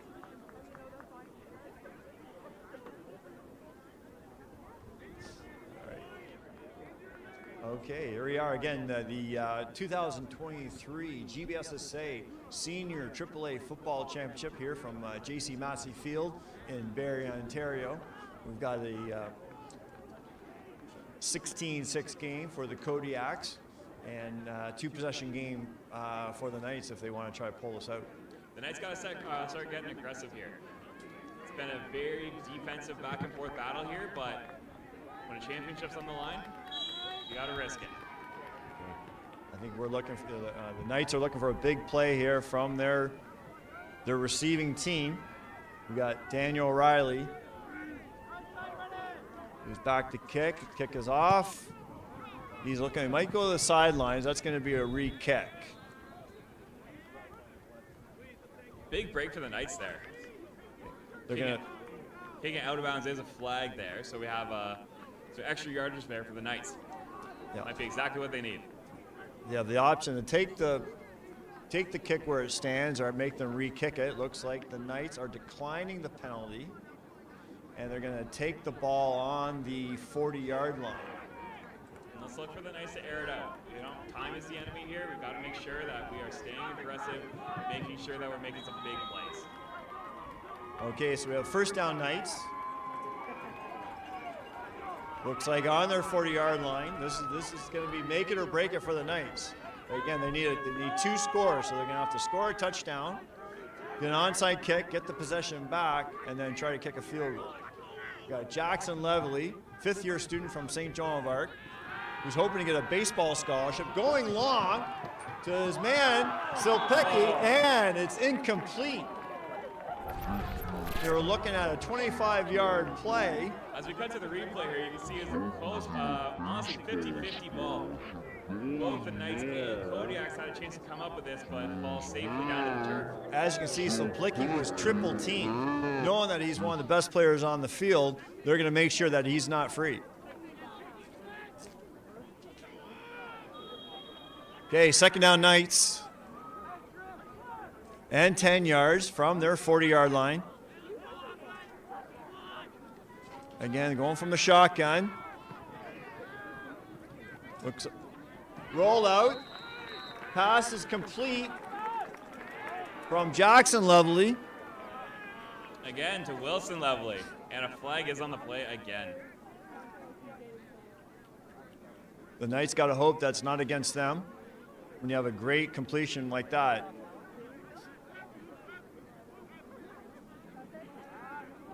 Okay, looks like it's against the Knights.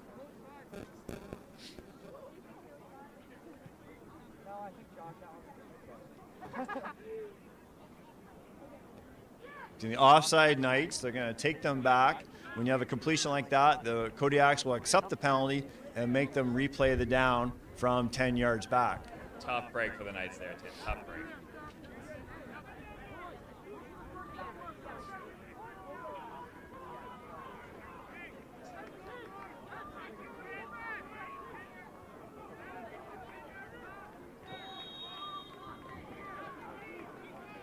So that should be repeat the down.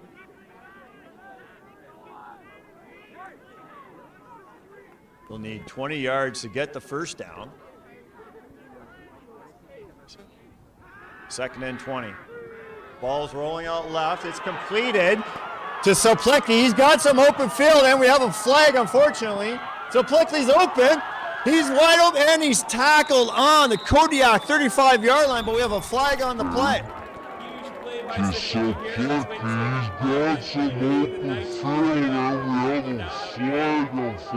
lot of times when you have a flag behind the play like that, you usually have an illegal block.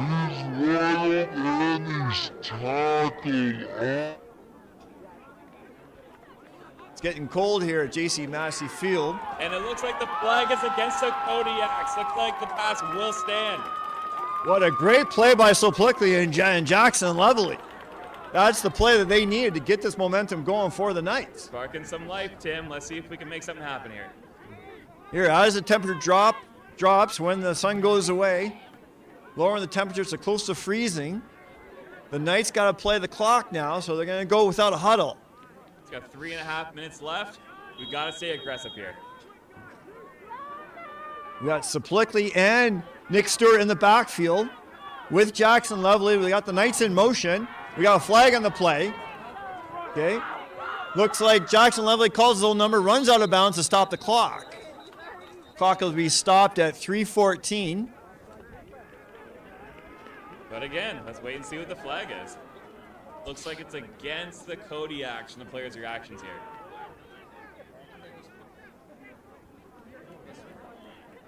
And it is against the Kodiaks. It's going to be first down Knights. 3 yardage for the Knights. No one's complaining about that.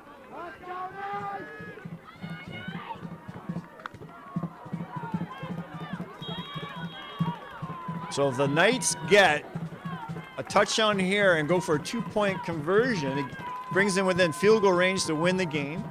Or if they go with a touchdown and a 7-point, then a field goal will tie the game. Let's first see what happens here. We got Lovely rolling out right. He's being pursued. Throws it. Who's open? And incomplete to his brother, Wilson Lovely. We've got some enthusiastic players on the field exchanging words.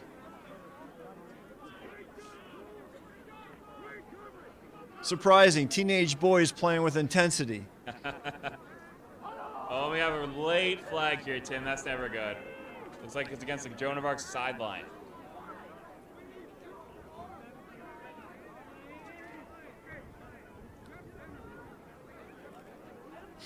That's not what they needed. Late flag. Usually something like that will be unsportsmanlike conduct.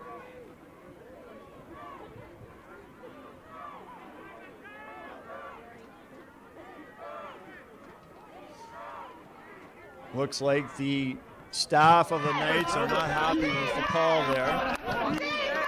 So it probably will be against the Knights. That's the last thing the Knights need here, Tim.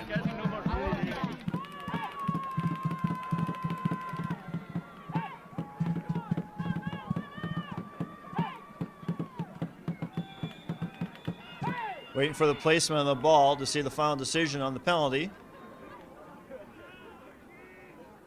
Okay. Final call looks like is no call. So it's going to be 2nd down and 5 from the 23-yard line. Lovely is again rolling out to the right. He's looking to see who's open. It's caught by number 0, Judah Davis. Okay. We have players battling there. And another late flag as Kodiak players trying to strip the ball late from Davis. Scramble out to the right. Great throw on the run. Watches Davis open in the slot there.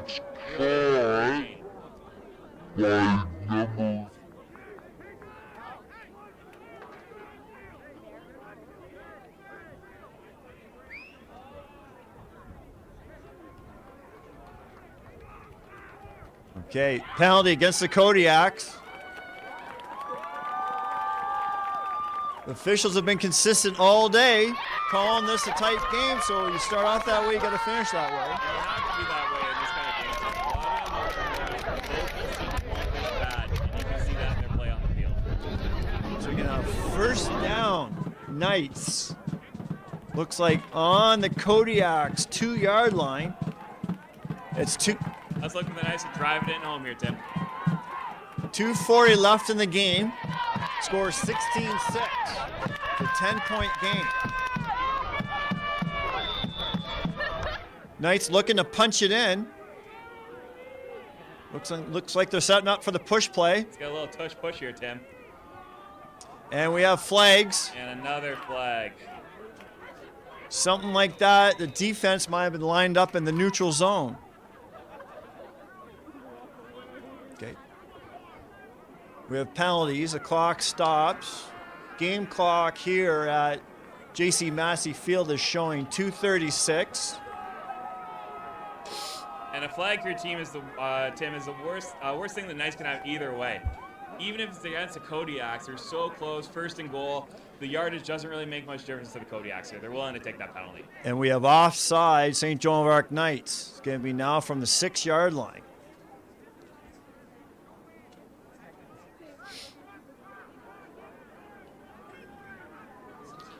The only opportunity there is they get to repeat the down. It's going to be first from the 6-yard line. First and goal. Lovely pitches it out to Conrad Soplicki. Soplicki drives it, and it looks like he stopped close to the end zone on the 1-yard line. It's like he stopped just shy, Tim. Let's look for the Knights to punch it in here. So it's going to be second down from the 1-yard line. Game clock is showing 2:30.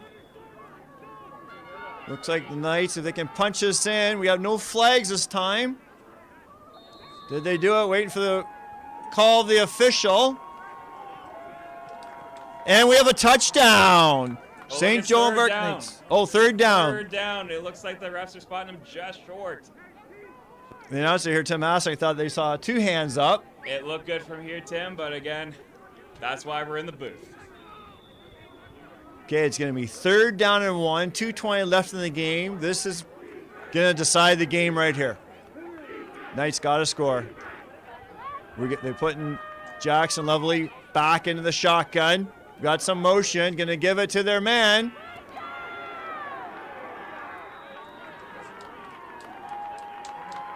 Did he penetrate the end zone? The officials say no. Soplicki. Huge defensive stand by the Kodiaks there. Denying them twice on the 1.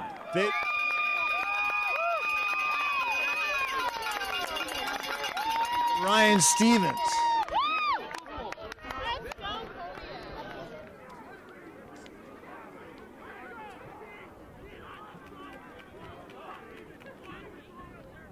.204 left in the game. The Kodiaks take possession on their 1-yard line. They're going to have to run a couple of plays before they can run out the clock. So there's still an opportunity for the Knights defense to make an impact here.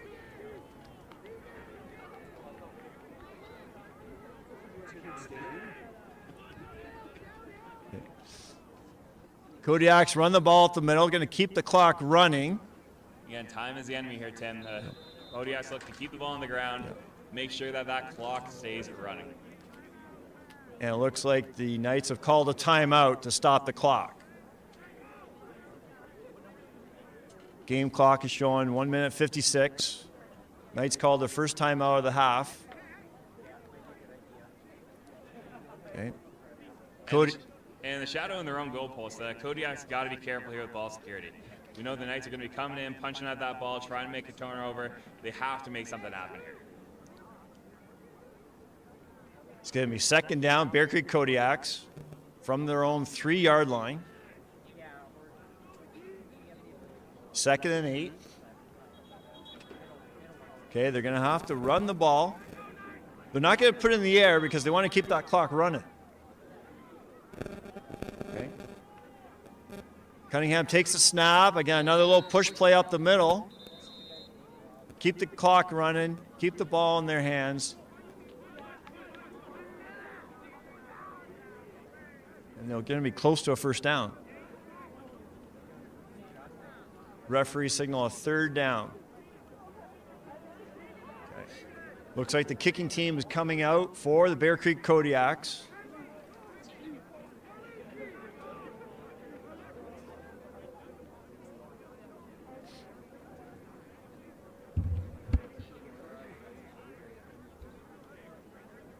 Okay, it's going to be third down.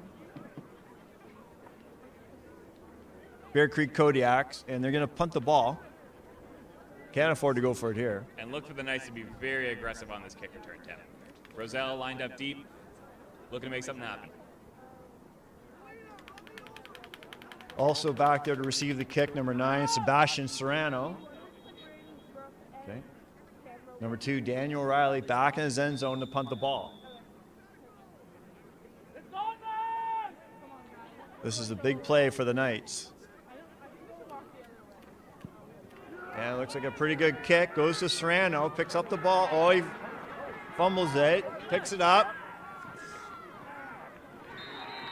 And he gets it to the 40-yard line out of the Bear Creek Kodiaks. Real sound play by the Kodiaks there, staying in their lane, making sure Serrano didn't have anywhere to make a play. We got minute 39 left in the game. Score 16-6 Kodiaks. Knights have possession on the Kodiaks' 39-yard line. That missed opportunity scoring from the 1-yard line is going to really cost them probably the game. Very tough break there, Tim. You have to punch it in from that close. If they can get a quick score and then a short kick, onside kick, and then the Knights have a chance. Okay, so we got Jackson Lovely back in the shotgun. We got players in motion. Main receivers out there. He's looking deep. Caught by number 1, Max Roselle. And the Knights know the clock is not their friend. They're bringing the ball, making sure the ball can get snapped right away. It's going to be a first down, Knights. They're running without a huddle. As you can see here, Roselle right in the middle of the field looking to make a play right away. Great job by Roselle. What a great catch. He must have jumped 10 feet in the air. Great throw, but rolling out to the right, incomplete by Jackson Lovely. Smart play by Lovely, just making sure he sees nothing there. Kill the clock. Stops the clock, minute 20. Anytime there's a completion within the boundaries of the field, the clock will keep running. So players, when they make a completion, want to get to the outside, get out of bounds, or if it's first or second down, the quarterback will throw it out of bounds. Okay, minute 20, 16-6 Kodiaks. Jackson Lovely back in the shotgun. Got their senior receivers out there. Judah Davis, Conrad Soplicki. Lovely rolls out left, looking into the end zone. And great play on the defense. Number 2, the punter, Daniel Riley. Riley all over the place today, as you can see here as we cut to the replay. Riley has his man. Lovely rolls out left, looking in the end Great defensive play zone. by Riley. And great It's now third down. The Knights have to get a first down or score. And Tim, this might be it for the Knights here. We need a first down here. Gotta, again, clock is not your friend. Gotta make something happen here. Wilson Lovely is out there on the field. Judah Davis lined up on the left-hand side. Conrad Soplicki. Then motion. Jackson Lovely looking into the end zone, looking deep. It is incomplete as third down is going to be possession Kodiaks. No flag on the play. 10-point game. And looks like the Kodiaks have this one wrapped up. This one might be coming to an end here, Tim. Anything can happen. We know the Knights defense is going to be fairly aggressive here, but out of timeouts. Look for the Kodiaks to take a knee, kill the clock. Minute 12. And the Knights have probably one more timeout. So they might get the ball back. They are running a play. Kodiaks are back. Cunningham is back. Hands it off. They're going to run it up the middle. to number 22, Keenan Bates. Keeps that clock running. And Bates has been all over the field here for the Kodiaks tonight, Tim. The running game has been strong from start to finish.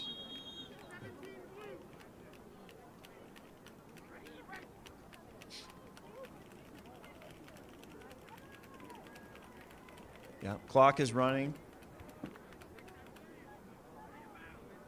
Knights must be out of timeouts.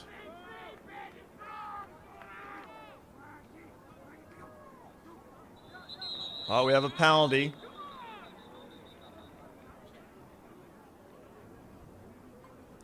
I know the Knights are looking to try to jump in there, get a head start on the snap, try to make a play. You can't blame them. Got to make something happen here, Tim. Can't blame the Knights for that. If anything, that stops the clock, but it's going to be penalty to the Knights, 5-yard penalty. Repeat the down.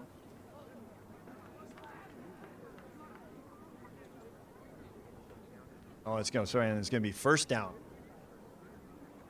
First down, Bear Creek Kodiaks, 45 seconds left. It's just a matter of running out the clock now for the Kodiaks, and the Kodiaks will be the 2023 GBSSA Senior Boys AAA football champions.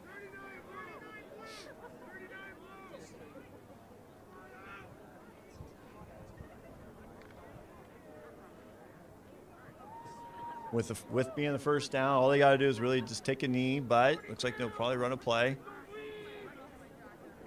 Okay. Running up the middle. Again, to number 22, the remaining halfback, Keenan Bates.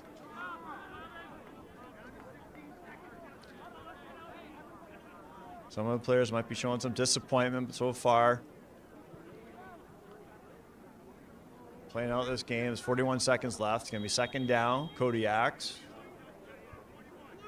Even if the Knights get the ball, getting a score and then getting the ball back and scoring again would be highly unlikely. 10 points in 40 seconds is a tall order, Tim, but as the Kodiaks get to run out the clock here, we know the Knights are going to stay aggressive. They're going to trust their coaching. Game clock on the field here is down to 18 seconds.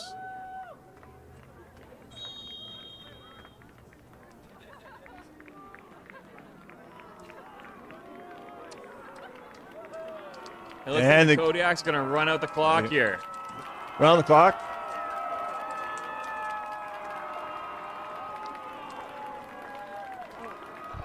And congratulations to the 2023 Senior Boys GBSSA champions, the Bear Creek Kodiaks.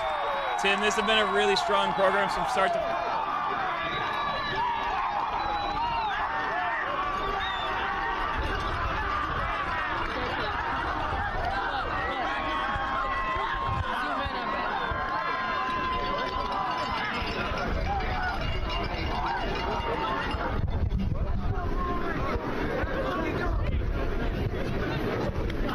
In the C.S.S. And unfortunately, they don't face up the real competition that they see every year in the GBSSA championship. So it's very hard for a team to prepare to play a great team like the Kodiaks the last game of the season. And as the players shake hands here, Tim, I know the Kodiaks are looking forward to, I believe, some Metro Bowl for their offset matchup against teams from Toronto as their finals wrap up. Their Toronto Bowls are in action this week. Kodiaks are not done, Tim. They can do some real damage at the offset level. Absolutely. And with that defense that they have and the starting line there, the number 99 Ryan Stevens, heading up that tough front line, the quarterbacking of Justin Cunningham and the athleticism of Daniel O'Reilly, they've got a great opportunity to move on and be successful in one of those offset bowls. And with a player like Cunningham, he is just such a difference maker. His passing ability, his ability to scramble, and not just scramble for the sake of scrambling, but really making sure that the play is dead, he keeps his eyes upfield, and making sure that he draws that defense in so he can have an effective scramble. Okay. Great job by Cunningham. Absolutely. Okay.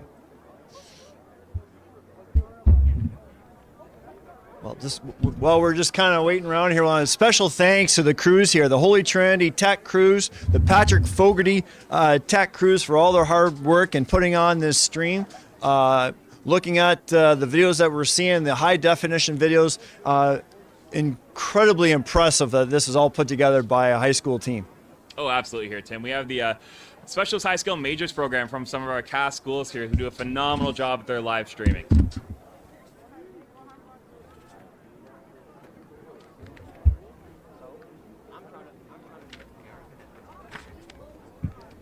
All right.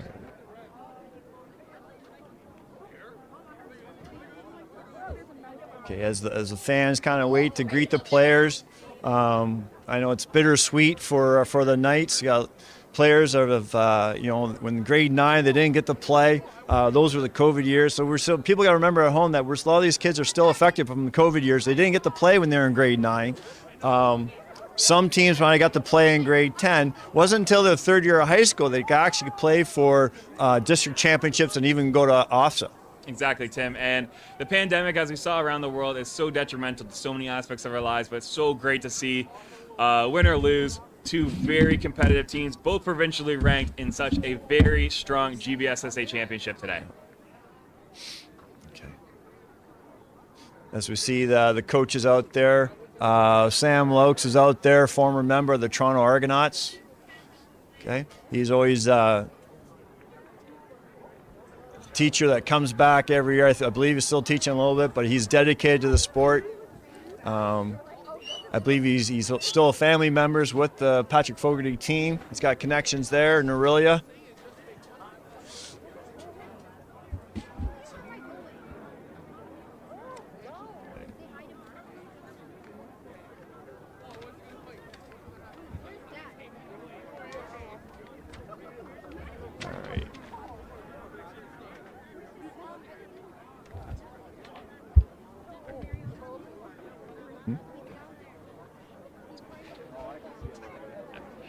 And as the players line up here, we want to say huge shout out Craig McLaughlin and Jeff Cole from Holy Trinity and Patrick Fogarty, respectively, who run our live streaming programs here through our Specialist High Scales Major programs. Great job by them.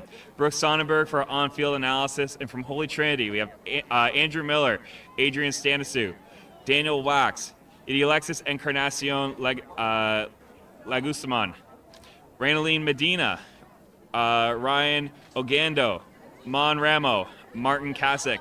And from Patrick Fogarty, we have Tegan Buttigieg, Sarah Blumen, Anna Holton, Ashley Hunter, Lillian Lawler McDonald, Olivia LePage, and Levi Mansfield. Special thanks to Jamie Davis, who's the Catholic School Athletics Simcoe County Coordinator, Chris Ford from St. Joan of Arc, head coach of Bear Creek, Keith Jackson, and Melissa Oliver from St. Pete's, as she helps out with the live streaming as well.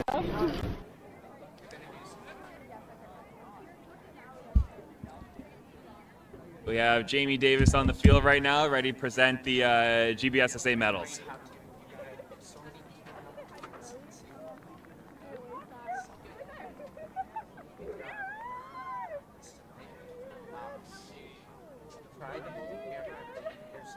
And like in a lot of sports within our board, Jamie Davis is alumni of Patrick Fogarty, the tech team here to put on today's stream. Jamie's sport was lacrosse. She was a big lacrosse player in Orillia. As you know, Orillia being a hotbed of lacrosse within the province of Ontario.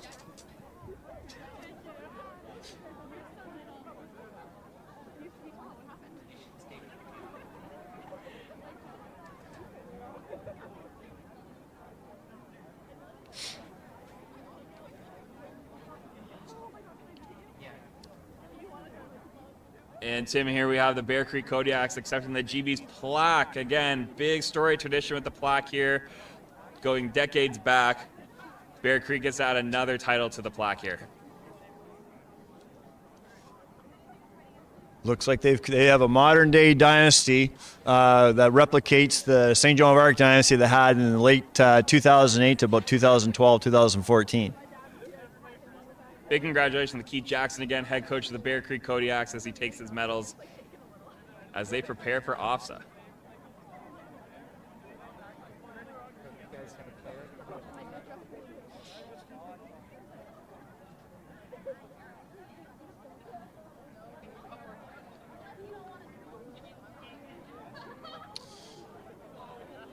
as in a lot of sports within the high school season, you have a lot of alumni that come back and watch the games. You have retired teachers that come back and watch the games. You got parents and former parents. I know there's parents from former players. Peyton Plesh, who's playing for C.S.S, his parents are here watching, just supporting the boys at St. Joan of Arc. Yeah, Tim, a lot of alumni here, and it's great to see so many people have bought into the Joan of Arc and Bear Creek football programs, respectively. Everyone coming back, making sure that, again, they're here to show their support to the new legacy that is, again, St. Joan of Arc football and Bear Creek football. Great programs here. You know, as we know, there's both teams. Knights have lots to be proud of, playing, you know, a tough season that they played, and coming in and playing ultimate tough Bear Creek Kodiaks, which really was a defensive battle in today's game.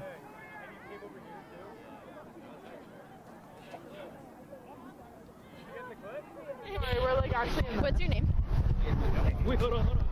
Okay, we have our interview on the field by Brooke Sonnenberg. Talk to them. Okay, I'm here with Ada Mantawabi. from JOA. So how do you think your team played today? Well, we played pretty good, but obviously we came up short, so it kind of sucks. But you know, our team gave a hard effort, but Bear Creek was just better today. Okay, so what positives can you take away from the loss? Well, we can say that we fought hard till the very end. It was close, but in the end, we just came up short on the goal line a few times, which kind of sucks. Yeah, so your coach chose you to do this interview. How do you think you played today? Well, I gave it my best. I out there on the field, no matter what happened in the game. I just want to keep playing and try to get the ball back for my team to give them a chance. Great, thank you. Thanks so much.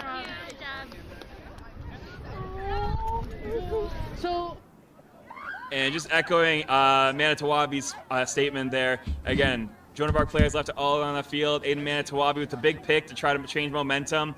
And he's exactly right. Both these teams here gave it everything they had, left it all out on the field.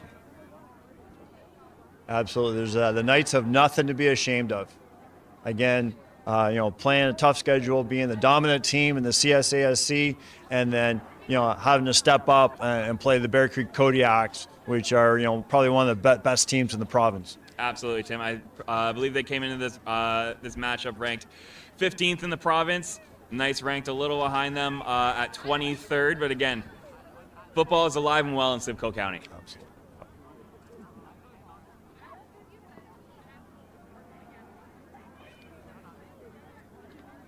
As the teams wrap up with their final discussions and pictures, and this is also a bittersweet moment. You know, I love the seniors here for the Knights because they're done for the season.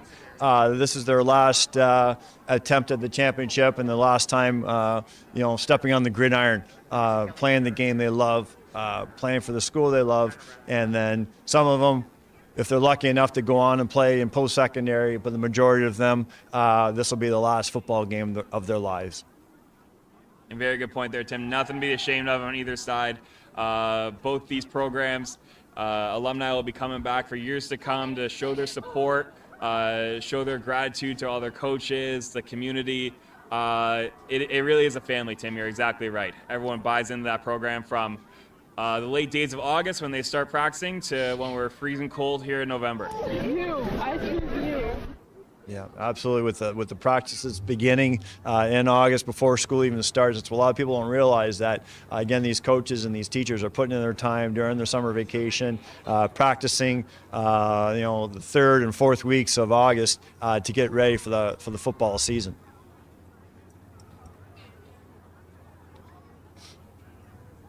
And we want to just, you know, special thanks to the officials that, as we know in Ontario, a lot of people don't know that we are short officials, and to have the ability to have our 4 on-field officials and officials on the sidelines, because without the game officials, none of these games can be played. The official situation is such a shortage, not just in football, volleyball, and hockey, that the province of Ontario has committed over $1 million in fees to help defray the costs and training new officials so that the youth of today can go ahead and play games and not have them canceled by having a lack of officials. And talk to any hockey parents out there, that's a very common occurrence. So again, I want to say thank you to the officials for being here for today.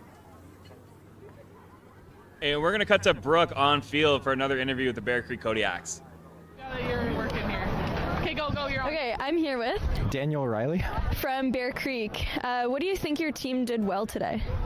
We executed on offense and our defense held up. We just played a good game overall. Okay, so your coach nominated you to do this interview. How do you think you played today? Good. I played both ways, so I got a little tired in the fourth, but did whatever I could to help the team out. Great. So you've qualified for the Simcoe Bowl, where you'll play the winner from Toronto District Catholic High Schools in about 2 weeks from now in Windsor. How will you get ready for that game? Oh, we have 2 weeks to prepare. Our defense coordinator will go through the film. He'll spend hours and hours on it. We'll figure out their defense and figure out how to win. Great. So finally, what do you like about this GBSSA winning football team? So what do you think about your team? We're just full of guys who want to win. Everyone on our team wants it more than anyone I've ever played with. So, yeah. Great. Thank you. Yeah, thank you. Good job. Thank you. Hey, thanks, Brooke. And her interview with Dan Riley there, probably one of the MVPs of the game. I think this is it for today, everybody. We'd like to say thank you very much to the tech team of Holy Trinity Catholic High School in Bradford, the Patrick Fogarty Catholic High School in Aurelia, Mr. Brian Hexamer, and myself, Tim Hasnack. I'd like to thank everybody for watching today's telecast and giving these young tech crews the opportunity of putting on a professional telecast and making this wonderful sport and what these kids do on the field available for everybody out there and on the internet. Thanks, Brian, and we're going to say good night and thank you for the 2023 GBSSA Senior Boys AAA Football Championship.